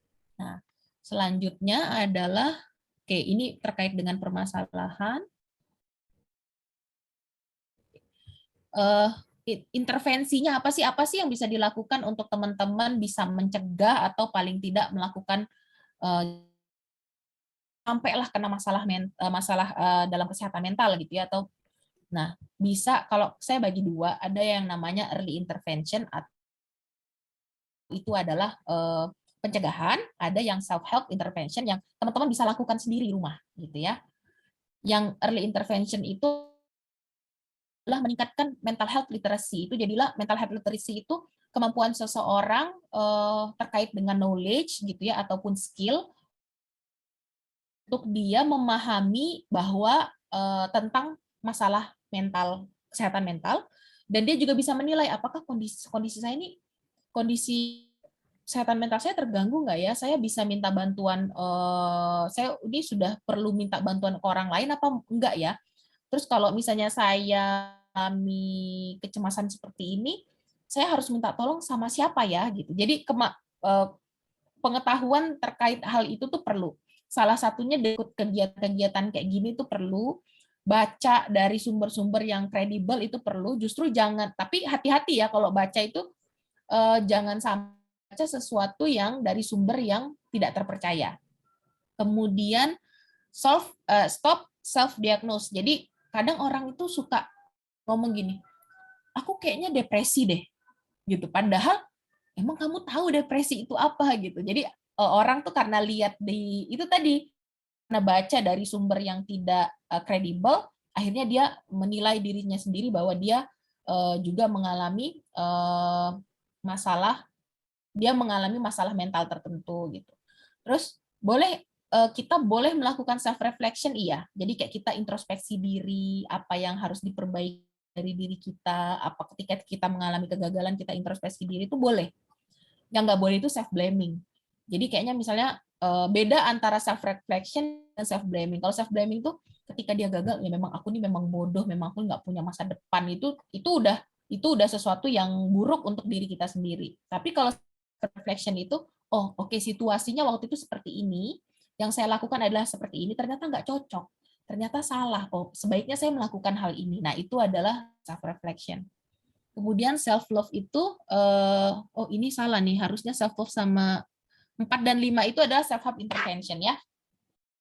Nah self help intervention itu adalah mengapresiasi diri. Kayak yang tadi saya bilang, ketika dia ada berhasil, boleh kita mengatakan keberhasilan itu ya karena memang ada kemampuan saya di situ. Walaupun ada faktor keberuntungan juga, tapi kita tetap harus memperhitungkan dan menghargai usaha yang sudah kita lakukan gitu. Kemudian fokus pada here and now ini, misalnya gini, biasanya kalau orang cemas itu adalah karena dia memikirkan sesuatu yang belum terjadi. Kayak tadi kan mau ketemu sama dosen, enggak, pasti nanti dimarahin. Itu kan belum terjadi tuh. Nah, lebih baik fokus dengan pada saat ini. Saat ini, benar nggak sih Bapak itu marah? Saat ini sih belum marah. Dan saya juga nggak tahu Bapak itu akan marah atau enggak. Ya udah, apa yang bisa dilakukan saat ini? Persiapkan sebelum ketemu sama dosen pembimbing, misalnya gitu. Nah, itu yang bisa dilakukan. Kemudian ada juga kalau lagi cemas, lagi stres gitu, boleh relaksasi. Relaksasinya misalnya ini yang paling sederhana adalah kayak relaksasi nafas. Teman-teman kalau nonton di YouTube banyak tuh petunjuk-petunjuk untuk relaksasi, itu teman-teman bisa ikuti, tapi sekali lagi ingat dari sumber yang terpercaya. Relaksasi nafas tuh misalnya kayak sederhana, tarik nafas dalam lewat hidung, tahan 2 detik, kemudian lepaskan lewat mulut. Nah, itu udah termasuk relaksasi juga. Nah, itu yang bisa kita lakukan untuk mencegah ataupun hal yang bisa kita lakukan secara sendiri. Kalau misalnya sudah teman-teman lakukan ini, ketika mengalami masalah kemudian masih tetap merasa tidak baik-baik saja, maka silahkan manfaatkan fasilitas yang ada di kampus, peer counselor ataupun bimbingan konseling, dan mintalah bantuan dari profesional. Bisa ke psikolog, atau mungkin kalau misalnya memang udah lebih parah lagi, maka harus ke psikiater. Seperti itu. Mungkin itu yang bisa dilakukan, dan ini adalah akhir dari penjelasan saya. Terima kasih. Saya kembalikan kepada moderator Pak Farisa. Baik, ya makasih Ibu Dodo. Ya, waktunya pas ya, 10 menit. Langsung saja saya buka sesi diskusi tanya jawab ya. Bagi yang ingin bertanya, ingin berdiskusi, silakan raise hand. Nanti saya akan memanggil namanya dan kemudian langsung akan disampaikan pertanyaannya.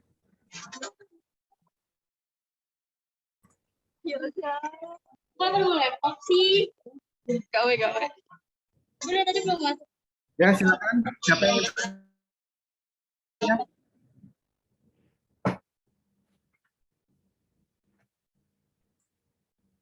Di chat tadi yang mau bertanya nih, Pak, katanya. di chat sudah ada ya? Neha Novera. Saya nggak muncul nih.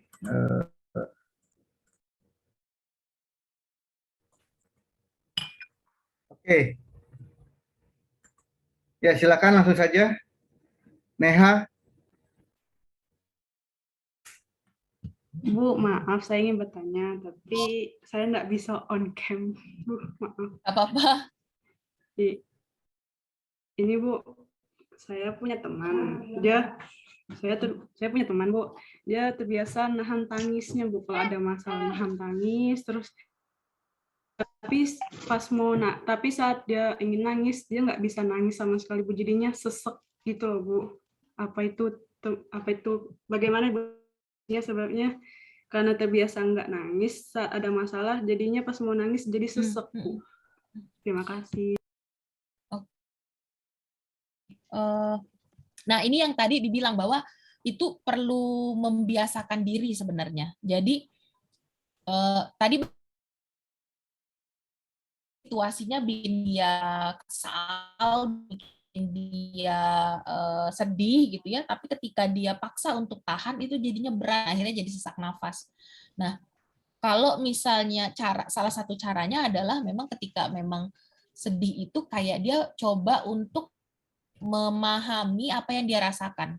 Jadi sebenarnya gini, kadang ada orang yang memang dia tuh nggak bisa nangis karena memang kayak tahu dia nangis itu karena apa gitu. Jadi atau mungkin misalnya gini, dia sebenarnya sedih tapi dia pikir aku nggak boleh nangis, aku nggak boleh nangis. Karena misalnya aku adalah orang yang seperti ini, seperti nggak boleh nangis nih gitu kan. Nangis itu memalukan. Jadi mungkin ada pandangan-pandangan dia juga yang akhirnya pola pikir tadi itu yang akhirnya membuat dia tidak mau menangis gitu. Akhirnya jadi sesak sendiri gitu. Sebenarnya caranya memang apalagi kalau ini teman, mungkin kalau memang ada di situasi yang seperti itu, kita boleh ingatkan dia untuk boleh kok kamu nangis gitu. Boleh kok misalnya kalau sedih kamu merasa sedih terus kemudian kamu mau nangis boleh gitu. Nangis tuh bukan artinya kamu lemah, misalnya seperti itu. Jadi yang kayak gitu kita ingatkan ke dia itu bisa kita lakukan gitu. Itu menangis itu bukan tanda orang lemah, menangis itu bukan tanda sesuatu yang memalukan misalnya. Ya kalau dia nangis guling-guling ya itu memalukan memang kalau di tempat umum gitu kan. Tapi kalau dia situasinya memang bikin dia sedih, kemudian dia nangis, it's okay gitu. Gitu. Jadi kayak dia lebih kita tuh kenapa kita seperti itu supaya kita juga menghargai perasaan kita gitu. Jadi karena kalau kita paksa untuk kita harus jadi nggak sedih itu berat gitu.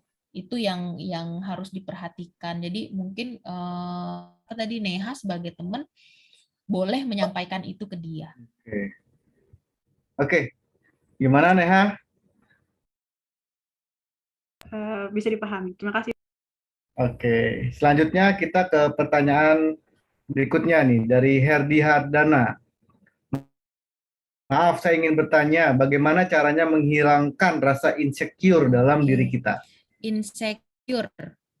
Insecure tuh kan kayak gini ya, sebenarnya kayak dia ngerasa, coba mana nih yang namanya Herdi, boleh contohkan dulu insecure yang dimaksud yang seperti apa? Karena insecure tuh kadang luas, saya mikirnya apa, taunya yang dimaksud yang seperti apa gitu. Kita sama Ya, Halo, Halo ya.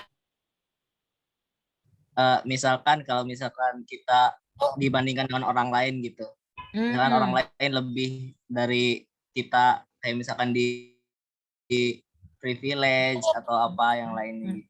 Nah, cara menghilangkan rasa kayak gitu tuh itu gimana? Jadi kayak mungkin melihat kayak apa ya, aku nih kayaknya misalnya gini, kayak ngeliat orang lain tuh lebih hebat dari kita gitu ya, terus kemudian pastilah ya wajar lah kalau dia berhasil, kalau misalnya saya nggak mungkin deh bisa ngelakuin itu misalnya gitu ya, contohnya yang kayak gitu, misalnya saya nggak mungkin deh bisa kayak dia gitu, soalnya orang saya aja seperti ini ya, kalau dia kan beda misalnya gitu ya. Nah jadi sebenarnya memang kadang kita memang pertama kita memang harus menerima bahwa kondisi kita dengan dia berbeda.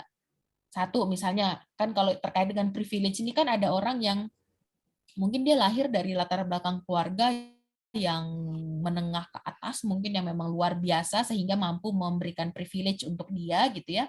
Sedangkan kita biasa-biasa aja gitu. Yang pertama ya kita harus menerima itu dulu gitu kan kondisinya gitu. Yang kedua, kadang orang yang insecure itu adalah orang yang lupa dengan potensi yang dia miliki. Kadang dia hanya fokus dengan kurangnya dia. Satu contoh, yang dia fokus adalah bisa nggak kamu melakukan, mungkin nggak kamu bisa berhasil kayak dia gitu kan? Kita langsung bilang nggak bisa gitu. Kenapa? Karena dia orang kaya, sedangkan saya enggak gitu. Yang kita perhatikan pada diri kita adalah kurangnya kita, tapi kita lupa dengan kelebihan kita. Gitu. Jadi kayak tadi misalnya orang yang insecure itu biasanya orang yang kayak gitu. Umumnya ya, Sedangkan kan kita harusnya adil dong kalau sama diri sendiri. Ya kalau kita ingat kurangnya kita juga harus ingat lebihnya kita. Nah itu. Jadi keseimbangan seseorang untuk bisa menilai dengan objektif apa yang menjadi kekurangan atau kelebihan diri dia, apa yang menjadi kekurangan atau kelemahan diri dia secara seimbang. Nah, itulah orang yang dia akhirnya mengenal diri dia gitu. Tapi kalau orang insecure biasanya ada orang fokus pada kurangnya apa aja. Tapi dia lupa semua kelebihan-kelebihan dia tuh, potensi yang dia miliki dia lupa. Nah, kalau orang bisa ingat dengan seimbang, contoh nih, bisa nggak kamu kayak dia? Kalau secara kemampuan, kalau orang yang secure kan gitu ya, kalau secara kemampuan, aku punya kemampuan secara intelektual, aku tuh bisa tuh kayak dia tuh gitu. Tapi aku kurang modal gitu, karena aku bukan dari orang kaya gitu. Oke, berarti masalahnya ada di modal. Secara kalau kita bisa orang yang secure kan kita bisa lihat seimbang. Jadi oh kurang modal, berarti kita harus cari nih siapa yang mau invest. Kan selesai masalahnya, terjawab gitu. Walaupun tidak segampang yang kayak saya bilang ya, tapi basicnya adalah orang yang insecure adalah orang yang terlalu fokus dengan diri dia sehingga melupakan apa yang menjadi kelebihan dirinya. Gitu. Karena dia membandingkan dengan orang lain, tapi dia lupa untuk menghargai apa sih yang menjadi kelebihannya dia. Dan itu biasanya dimulai dari hal-hal yang kecil tuh, kayak yang tadi. Ih, kok kamu bisa dapat A hebat ya gitu kan? Ah, itu karena keberuntungan gitu. Padahal sebelumnya dia udah belajar untuk ujian tersebut. Dia nggak menghargai usaha dia itu. Dia menganggap bahwa dia dapat A itu karena keberuntungan. Nah, itu tidak. Nah, yang dimaksud dengan self love itu salah satunya adalah itu. Menghargai kelebihan diri, mengapresiasi kelebihan diri supaya memang kita ngerasa lebih secure. Nah, oke, terjawab ya, Herdi ya. Ya. Nah, itu kalau misalkan kita kaitkan dengan kompetisi nih, Bu Siti ya. Sudah kalah mental duluan nih. Wah, lawan kita pakai sepatu, pakai kostum yang lebih mahal. Ya, kita kalah mental duluan nih, kalah. Aduh, kita kayaknya kalah. Nah, itu kan gimana nih Bu kalau kayak seperti itu? Padahal belum tentu juga kalau kita bertanding mereka pakai peralatan yang mahal belum tentu juga menang dengan kita. Betul. Nah iya Pak, jadi benar. Jadi memang yang padahal sebenarnya kalau itu nah teman-teman yang harus perlu ingat gitu. Pertama ya sadari dulu memang kita juga nggak bisa menolak kan perbedaan itu ya Pak ya kadang ya gitu ya memang kondisinya ya memang ya mereka memang punya sponsor yang lebih besar dibanding kita gitu kan. Tapi balik lagi, coba diingat lagi kalau misalnya penilaian juri itu karena apa sih menangnya gitu? Apakah karena penampilan? Appearance gitu, tampilan sepatu dan tampilan kostum gitu kan enggak, yang dinilai misalnya skill misalnya gitu. Maka yang lebih fokus adalah seperti itu. Walaupun kita juga tidak mengabaikan penampilan diri tadi itu gitu. Tapi yang enggak harus berlebihan juga atau mungkin ya tidak sesuai dengan apa yang kita miliki gitu kan. Nah, itu sih sebenarnya Pak. Jadi oke lah mungkin penampilan kita tampilan kita, baju kita kurang kece dibandingin mereka gitu. Tapi saya bisa ini loh, saya bisa ini. Jadi mereka mengingat lagi kekuatan diri dari masing-masing potensi dan kompetensi dari tim sebenarnya juga bisa menguatkan gitu. Bisa nggak kita, insya Allah kita bisa gitu. Kenapa? Karena kamu bisa ini, kamu bisa ini, kamu bisa ini, aku bisa ini. Gitu. Kita bisa gitu. Lihat lagi ya kelebihan dari diri kita itu apa. Oke, selanjutnya ada pertanyaan dari Yuri Dikta nih. Ya. Kalau misalkan ada orang yang ingin melepaskan stresnya dengan cara kegiatan yang mengundang stres, seperti dia ada pekerjaan berat, tetapi dia bermain game yang membutuhkan pengeluaran tinggi, jadi timbul stres lagi nih. Nah, ini menarik. Saya bilang dari tadi berulang kali, copingnya jangan-jangan maladaptif. Salah satunya yang kayak gini. Kalau misal teman-teman harus gini, kita kalau coping, jangan copingnya tuh itu terus gitu. Stres ada tugas yang berat, copingnya main game. Terus stres karena dimarahin orang tua, copingnya main game. Stres karena minggu depan mau ketemu sama dosen, main game. Nah, itu kan itu nggak sehat pasti. Karena beda-beda kebutuhannya gitu. Kalau lagi tugas berat, ya copingnya jangan main game yang berat. Ya kalau itu sama aja nambah beban masalah baru gitu. Gitu. Walaupun mungkin seneng sih main game gitu, tapi efek akhirnya itu kan justru menimbulkan masalah baru. Jadi oke, kalau untuk terkait dengan tugas, copingnya saya nggak akan main game. Saya akan pilih yang lain. Saya milih makan-makan aja deh. Main game tuh kalau nanti copingnya adalah yang mana misalnya gitu. Atau main game itu bukan jadi coping, tapi jadi reward, self reward. Kalau saya berhasil menyelesaikan tugas ini, atau kalau saya sudah ketemu dengan dosen pembimbing minggu depan atau besok, lusanya saya mau main game 3 jam misalnya kayak gitu. Atau 2 jam misalnya gitu. Yang penting happy dah habis itu gitu kan. Kira-kira seperti itu. Jadi memilih coping yang tepat itu juga harus diperhatikan supaya kita memiliki kesehatan mental yang lebih baik. Oke, ya jadi intinya dalam kita mencari coping juga harus bervariasi ya, jangan. Betul. Dan kita bisa gini Pak, jadi belajar dari teman, misalnya. Jadi kita punya satu grup pertemanan lah gitu, terus kita boleh saling sharing. Jadi gunanya kita ngobrol sama teman tuh salah satunya untuk itu, kita belajar, oh ternyata kamu kayak gitu ya cara. Nanti saya coba deh kalau sama saya kira-kira caranya cocok atau enggak gitu. Karena bisa jadi juga berhasil melakukan coping ini, tapi untuk orang lain nggak cocok, jadi nggak berhasil gitu. Nah, kita coba macam-macam coping, nanti kita akan menemukan coping yang cocok untuk kita gitu. Oke. Ya, selanjutnya ada pertanyaan dari Steven. Saya belakangan ini merasa bosan dengan hidup saya yang seperti ini terus. Apakah saya sedang dalam quarter life crisis? Oke. Oh, game atau apa nih?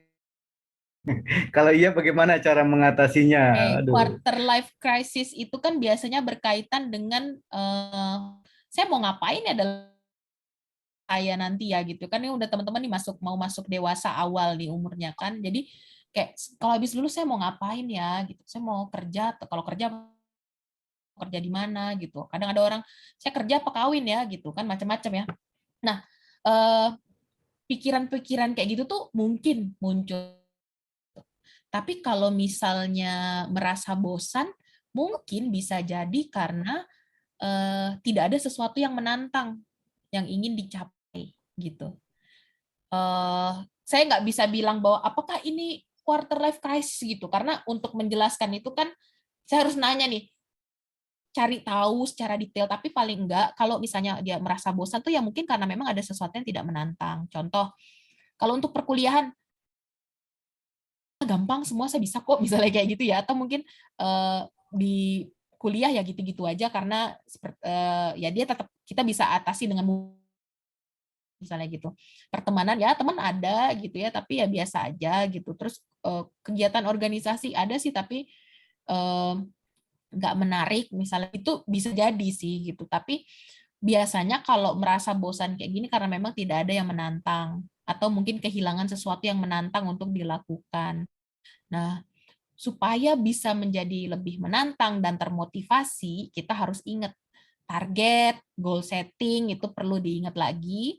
Kita mau jadi apa sih 10 tahun ke depan deh, kira-kira saya mau jadi seperti apa ya gitu. Nah, berkaitan dengan quarter life crisis bisa jadi. Kalau kita bicara tentang masa depan, kalau sekarang teman-teman umur 21 tahun, nah gitu 20-21 tahun, kemudian mikir 10 tahun lagi tuh mau ngapain ya gitu. Nanti umur 30 tuh saya mau ngapain? Saya pengen punya ini deh, bikin aplikasi yang bisa apa misalnya gitu. Kalau untuk kayak gitu misalnya, oh berarti harus mulai dari sekarang misalnya gitu. Gimana ya caranya ya gitu. Nah, mencari sesuatu yang mau dicapai nanti di kedepannya itu bisa jadi memunculkan motivasi baru sebenarnya. Coba cari. Jadi gitu.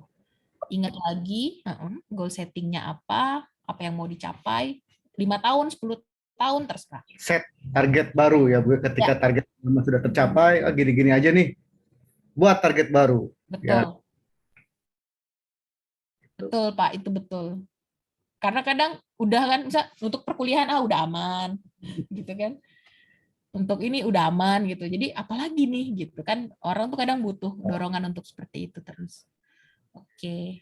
Selanjutnya nih ya, dari DRB. Bagaimana saat kita ada masalah, kemudian ada teman yang banding-bandingkan masalahnya dengan kita, dengan masalahnya dia. Masalah kita lebih sering. Oke.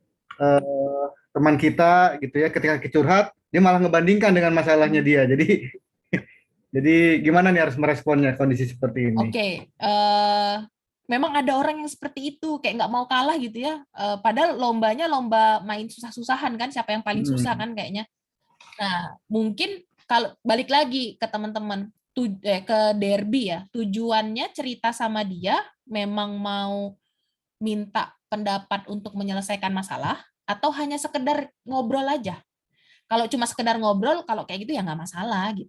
Tapi kalau tujuan kita mau mencari solusi, mau mendapat second opinion untuk permasalahan kita, maka jangan datang ke teman yang seperti itu, gitu. Karena kita tahu kita nggak akan dapat jawaban, justru dari situ kita malah bete dan justru kita marah. Jadi justru kita punya masalah dengan teman kita, gitu. Tapi kalau saya pengen butuh curhat nih, ke siapa ya? Yang kita kan kenal teman-teman kita tuh bagaimana karakternya. Oke, yang sekarang saya ceritanya sama yang ini aja deh, siapa tahu saya dapat masukan yang baru gitu. Kalau nongkrong aja sama dia ya apa gitu.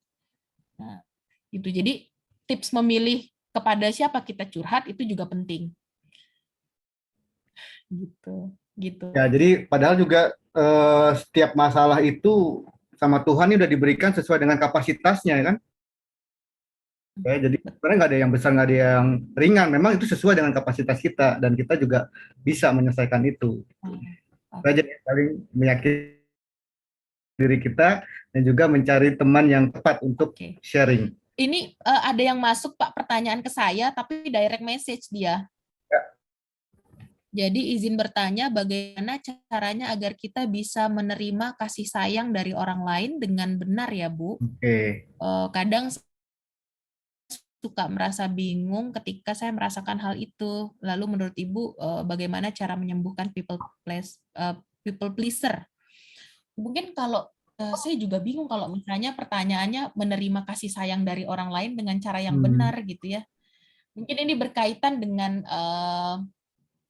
kayak jadi mungkin saya nggak tahu, mungkin kalau bisa jelaskan lebih detail di direct message ke saya boleh contohnya seperti apa. Tapi kalau yang saya tangkap adalah mungkin ketika ada orang yang menunjukkan kasih sayang ke kita, justru kita sulit untuk menerima karena bisa jadi karena kita ngerasa kita nggak layak mendapatkan kasih sayang tersebut, atau kita ngerasa ini beneran tulus apa enggak ya, misalnya kayak gitu. Jadi mempertanyakan seperti itu.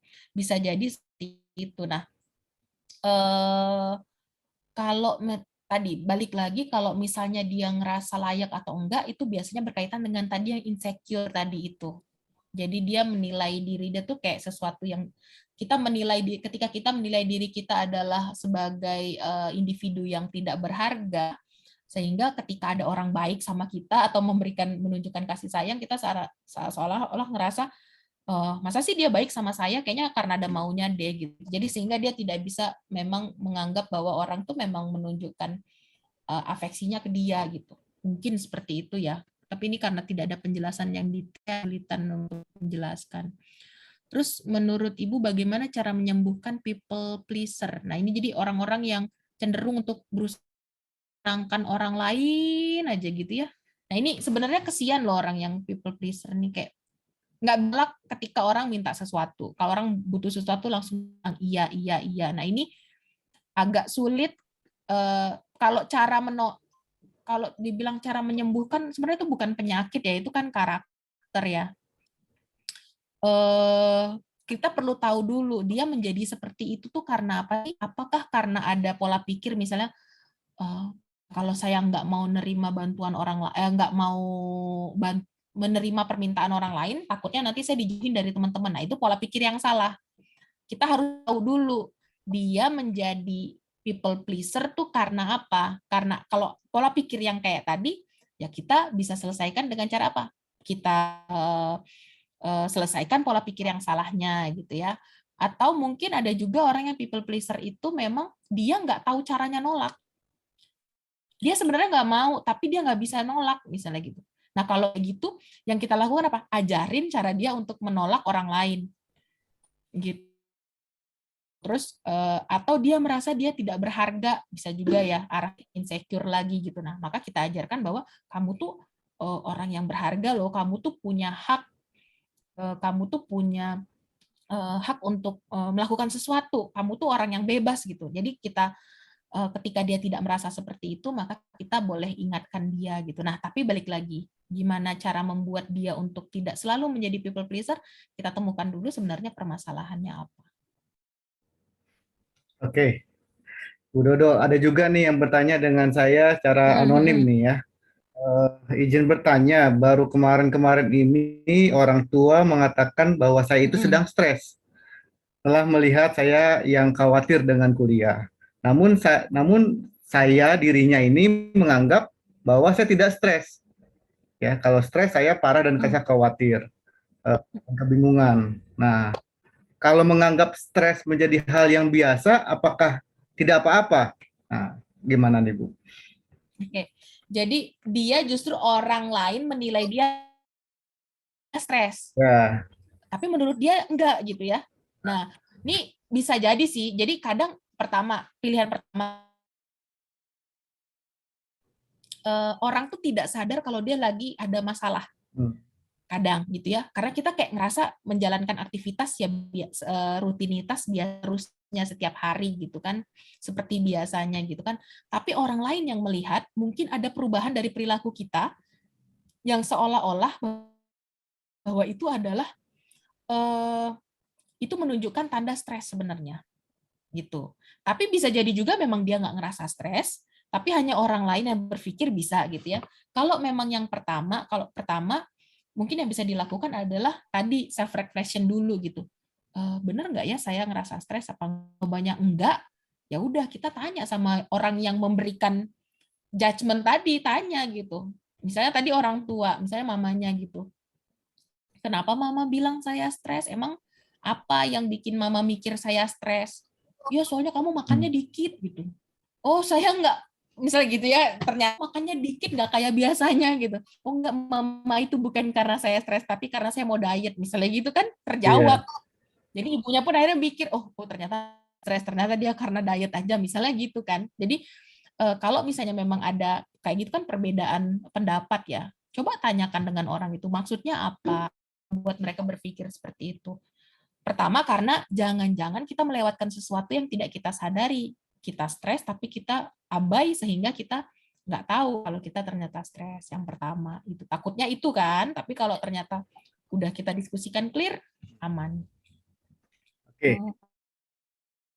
Ya, selanjutnya dari Gibran. Nah, ini kalau lagi turnamen nih Bu, kadang kita menjatuhkan mental orang lain untuk mengangkat mental diri kita sendiri. Perbuatan itu benar dan diperbolehkan nggak nih? Oke, kalau misalnya terkait dengan turnamen, ini kan kayak lebih ke ini ya. Iya, itu sport olahraga gitu kan, kayak sama kayak lagi pertandingan ya.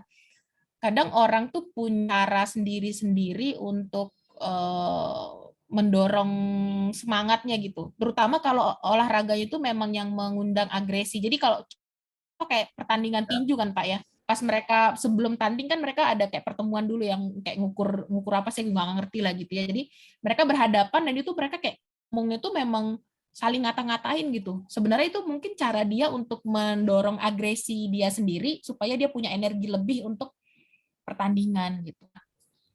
Kalau misalnya ini kalau tergantung olahraganya yang lain. Kalau olahraga yang lain kadang nggak butuh untuk seperti itu gitu. Tapi kalau memang yang butuh energi besar mungkin akan butuh dorongan agresi yang seperti itu. Tapi kalau menurut saya ketika menjatuhkan mental orang lain untuk mengangkat mental sendiri, sebenarnya ini adalah cara yang menurut saya tuh tidak begitu sehat karena takutnya kita justru malah menjadi ngerasa kita lebih dari dia, kita akhirnya sombong dan kita akhirnya mengabaikan, jadi kayak angkuh lah gitu. Kita jadi melupakan hal-hal penting yang harusnya kita perhatikan dalam pertandingan karena kita udah ngerasa kayak di atas angin gitu. Nah, kan kalau kayak gitu malah kita jadi nggak aware gitu. Sedangkan kalau dalam pertandingan kan kita tuh harus kayak selalu waspada gitu. Nah, ketika kita merasa sombong, merasa di atas angin, keadaan kita menurun sehingga kita lengah. Nah, itu yang jadi bahaya sebenarnya. Oke, jadi kalau terkait dengan sport, ya apalagi sportainment itu kita lihat lagi olahraganya ya. Kadang memang itu bagian dari entertainment Bu Ya, ya. Kadang kita lihat para pelatih melontarkan apa namanya statement yang menjatuhkan, tapi sebenarnya itu bagian dari entertainment, dari bagian dari sport gitu. Dan juga olahraga tertentu nih kayak catur gitu ya, itu kan nggak boleh kita apa namanya menggerakkan tangan sedikit saja yang mengganggu itu nggak ya boleh, benar. apalagi kita mengeluarkan menjatuhkan mental itu Ya, ya, tergantung lagi tergantung konteksnya. konteks. Secara etik ya, secara etik itu tidak dibenarkan ya Bu ya. Jadi secara sportif harusnya kita bisa mengalahkannya itu dengan skill kita ya, dengan Betul. keterampilan kita. Oke, nah ini masih ada waktu nih Bu ya, jadi kita lanjutkan eh dari Naufal Torik. Bagaimana cara mengatasi tekanan mental, namun healing tidak dapat mengatasi tekanan tersebut? Hmm. Terima kasih. Ini kayak yang tadi saya sampaikan sih, misalnya kan tadi kita udah ada healing itu kan sebenarnya masuk ke dalam self help intervensi yang kita bisa lakukan sendiri gitu kan. Nah, kalau misalnya memang yang kita lakukan sendiri itu masih tidak bisa juga, maka kita bisa minta bantuan dengan orang lain. Misal pertama paling sederhana kita cari teman yang kita percaya, yang kita tahu bahwa dia memang bisa kita ajak untuk diskusi, ngobrol dengan dia, siapa tahu ada solusi. Kalau enggak juga, mau enggak memang harus ke yang profesional, atau kalau enggak levelnya bertingkat lah. Pertama ke teman dulu. Enggak ada teman, peer counselor, kalau di kampus ada peer counselor, karena peer counselor itu biasanya sesama mahasiswa, kemudian dia sudah dilatih untuk bisa menjadi pendengar yang baik biasanya. Kalau enggak ada juga, kampus tuh apa namanya, ada ada bimbingan konseling ya Pak ya kalau nggak salah. Nah, misalnya seperti itu kan, itu bisa datang ke sana gitu untuk mendapatkan pandangan yang lebih luas lah terhadap permasalahan yang kita hadapi. Gitu. Pak, ini sebenarnya di saya tuh ada 1, 2, 3, 4, 5 pertanyaan direct Ya message mungkin nih. 2-3 pertanyaan lagi Bu, karena waktunya juga. Oke. Pertama nih ada ya bertanya memilih psikolog yang baik, karena saya pernah melihat di timeline Twitter saya ada beberapa psikolog yang malah semakin membuat mental kita menurun. Ibu, bagaimana saya bisa bercerita kepada orang lain? Saya seringkali tidak bisa menceritakan keadaan saya sendiri. Nah, kalau milih psikolog, nah memang kalau saya bilang itu kadang kayak cocok-cocokan ya. Ada di satu orang cocok dengan psikolog yang A, tapi bagi orang lain itu tidak cocok. Dan kalau milih psikolog, lihat track record-nya. Cari dari orang-orang yang memang pernah menggunakan jasa psikolog tersebut. Itu boleh gitu kan. Atau minta rekomendasi dari teman gitu. Saya sering kayak bisa nggak tanganin ini. Misalnya saya lagi nggak bisa, saya mau rekomendasikan ya, kamu butuhnya psikolog yang seperti apa. Oh, kalau psikolog yang saya butuhkan adalah seperti ini. Udah saya rekomendasikan gitu. Tapi kadang itu pun belum tentu juga cocok gitu. Dan kadang memang kayak bisa aja datang pertama ke psikolog yang A, kok nggak cocok ya, terus kita coba ke psikolog yang lain, dan akhirnya di situ cocok, ya udah berarti udah cocok di situ gitu. Jadi itu memang cocok-cocokan, dan cara yang paling mudah pertama lihat track record dari psikolognya. Kemudian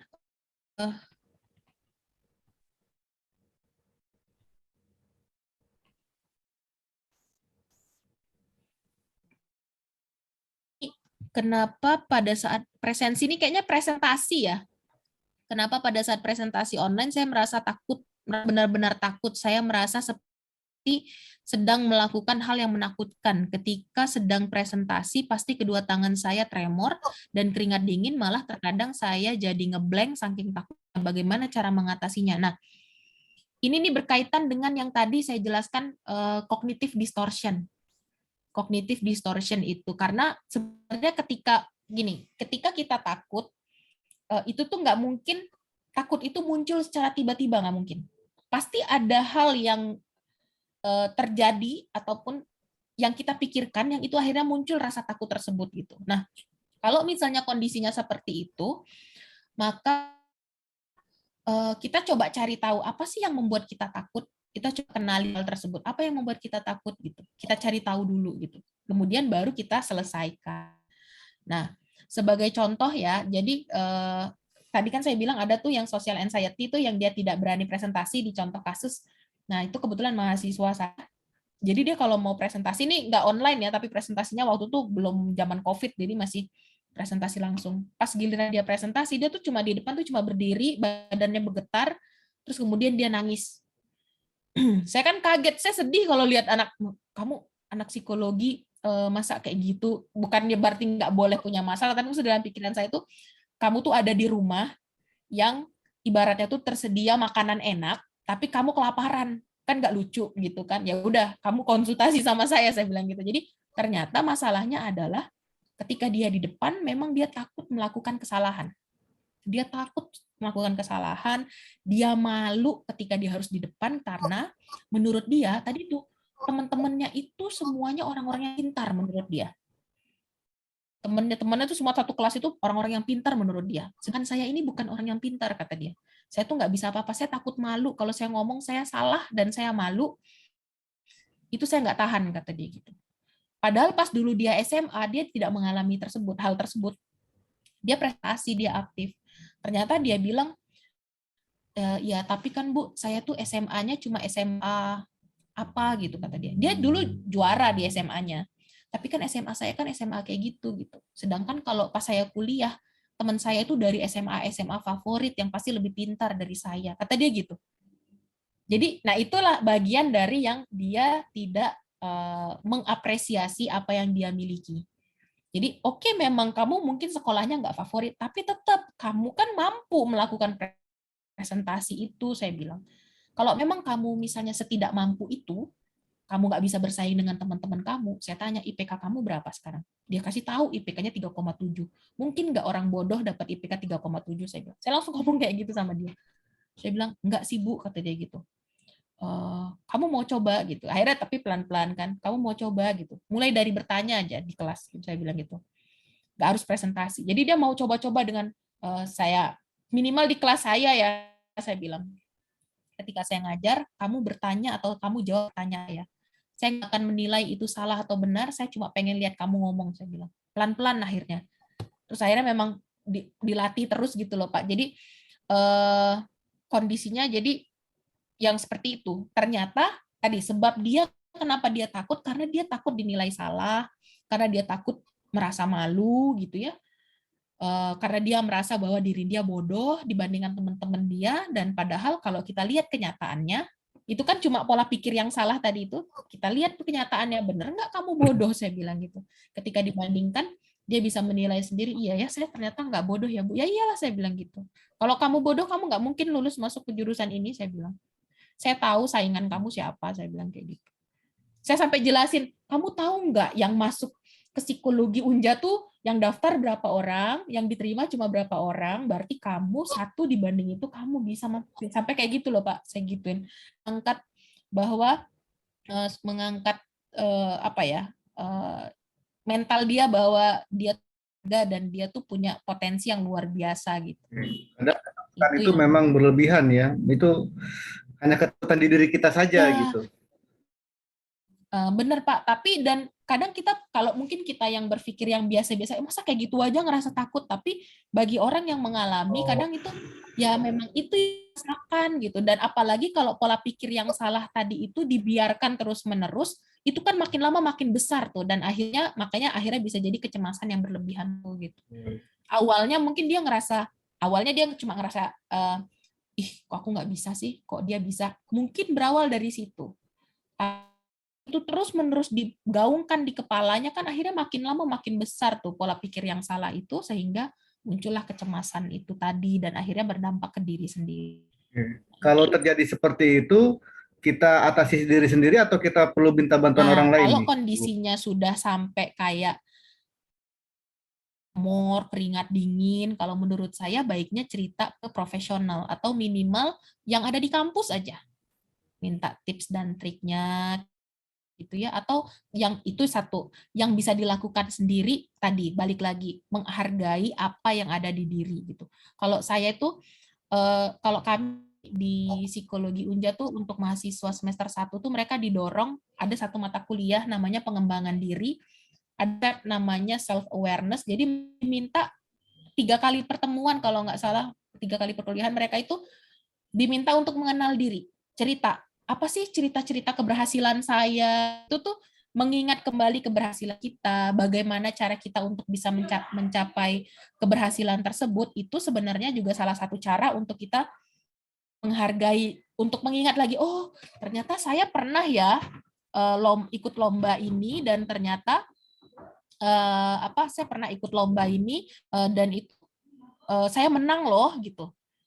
Ternyata saya bisa ya gitu. Mengingat lagi itu sebenarnya itu bisa memberikan kita motivasi dan bahwa kita tuh pernah berhasil gitu. Terus kemudian kita tahu bahwa kita bisa melakukan A, B, C dan seterusnya. Oke. Oke. Baik, Bu Dodo, sepertinya waktu kita juga sudah habis, jadi mohon maaf ya kepada teman-teman mahasiswa apabila pertanyaannya belum sempat dijawab. Jadi nanti mungkin bisa menghubungi Bu Dodo atau ya ke kampus, ke konselor kampus apabila ada masalah atau isu yang ingin dikomunikasikan. Ya, mungkin statement penutup dari Bu Dodo tentang kesehatan mental ini, silakan. Mungkin kalau yang dari saya, kalau lihat dari permasalahan-permasalahan tadi ya Pak ya, yang bisa dijelaskan, emang kadang kalau di situasi sekarang, kalau kita hanya mengandalkan orang lain itu berat gitu. Lagi kalau misalnya kita masalah, kita langsung udah deh ke psikolog aja misalnya kayak gitu ya. Tapi kadang kita tahu, kita punya loh cara untuk nggak mencegah supaya kita punya kesehatan mental yang lebih baik lah gitu ya. Bukan mencegah apa, untuk mencegah supaya kita permasalahan kesehatan mental tidak terganggu. Salah satunya karena tadi dari yang pertanyaan-pertanyaan, mungkin kalau saya lihat kalau di sini yang paling penting sekarang adalah terkait dengan self love tadi atau self care, saya bilang gitu. Jadi mengapresiasi diri gitu. Jadi stop self blaming, mulailah untuk mengapresiasi diri kita sendiri. Karena saya pikir gini, kalau misalnya di dunia ini kita nggak bisa ngandalin orang sepenuhnya.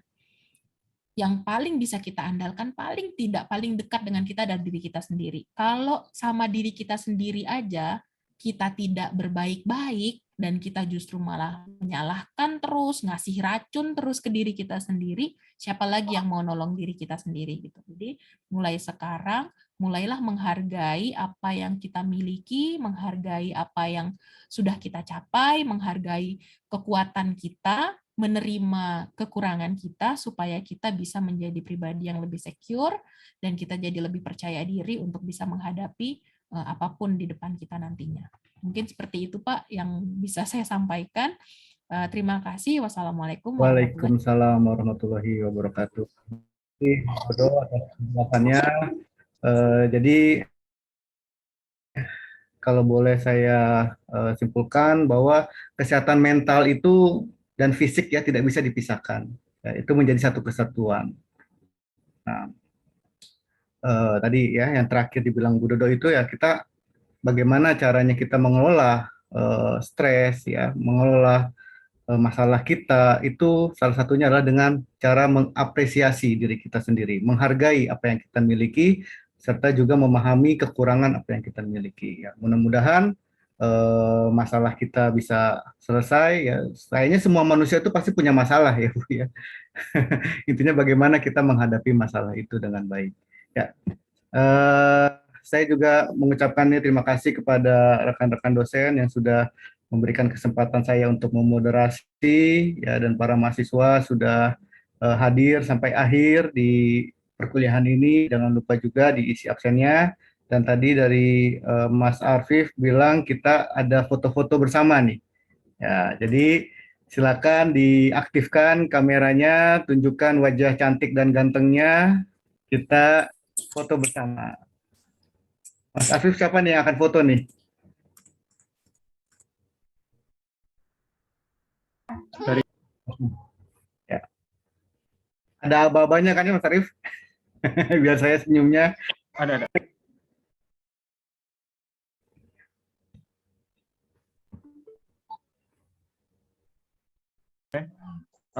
Siap, akan saya ambil fotonya. 3, 2, 1.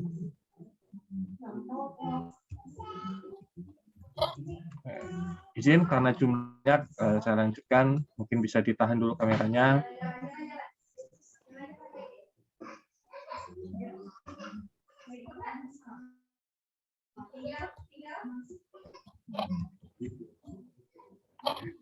Gaya bebas nggak Mas Arif? Oh, nggak masalah. Mau memberikan reaction juga tidak masalah. Boleh ya, kasih jempol ya. Ini kelihatan.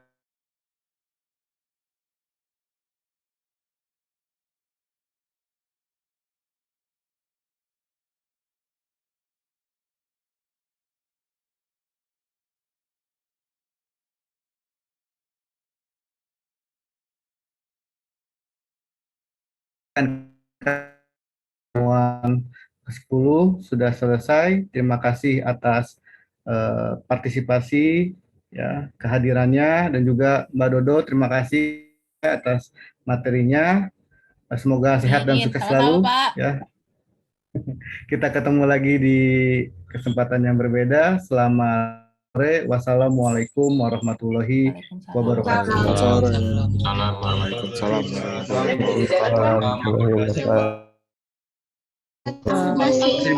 Izin lift.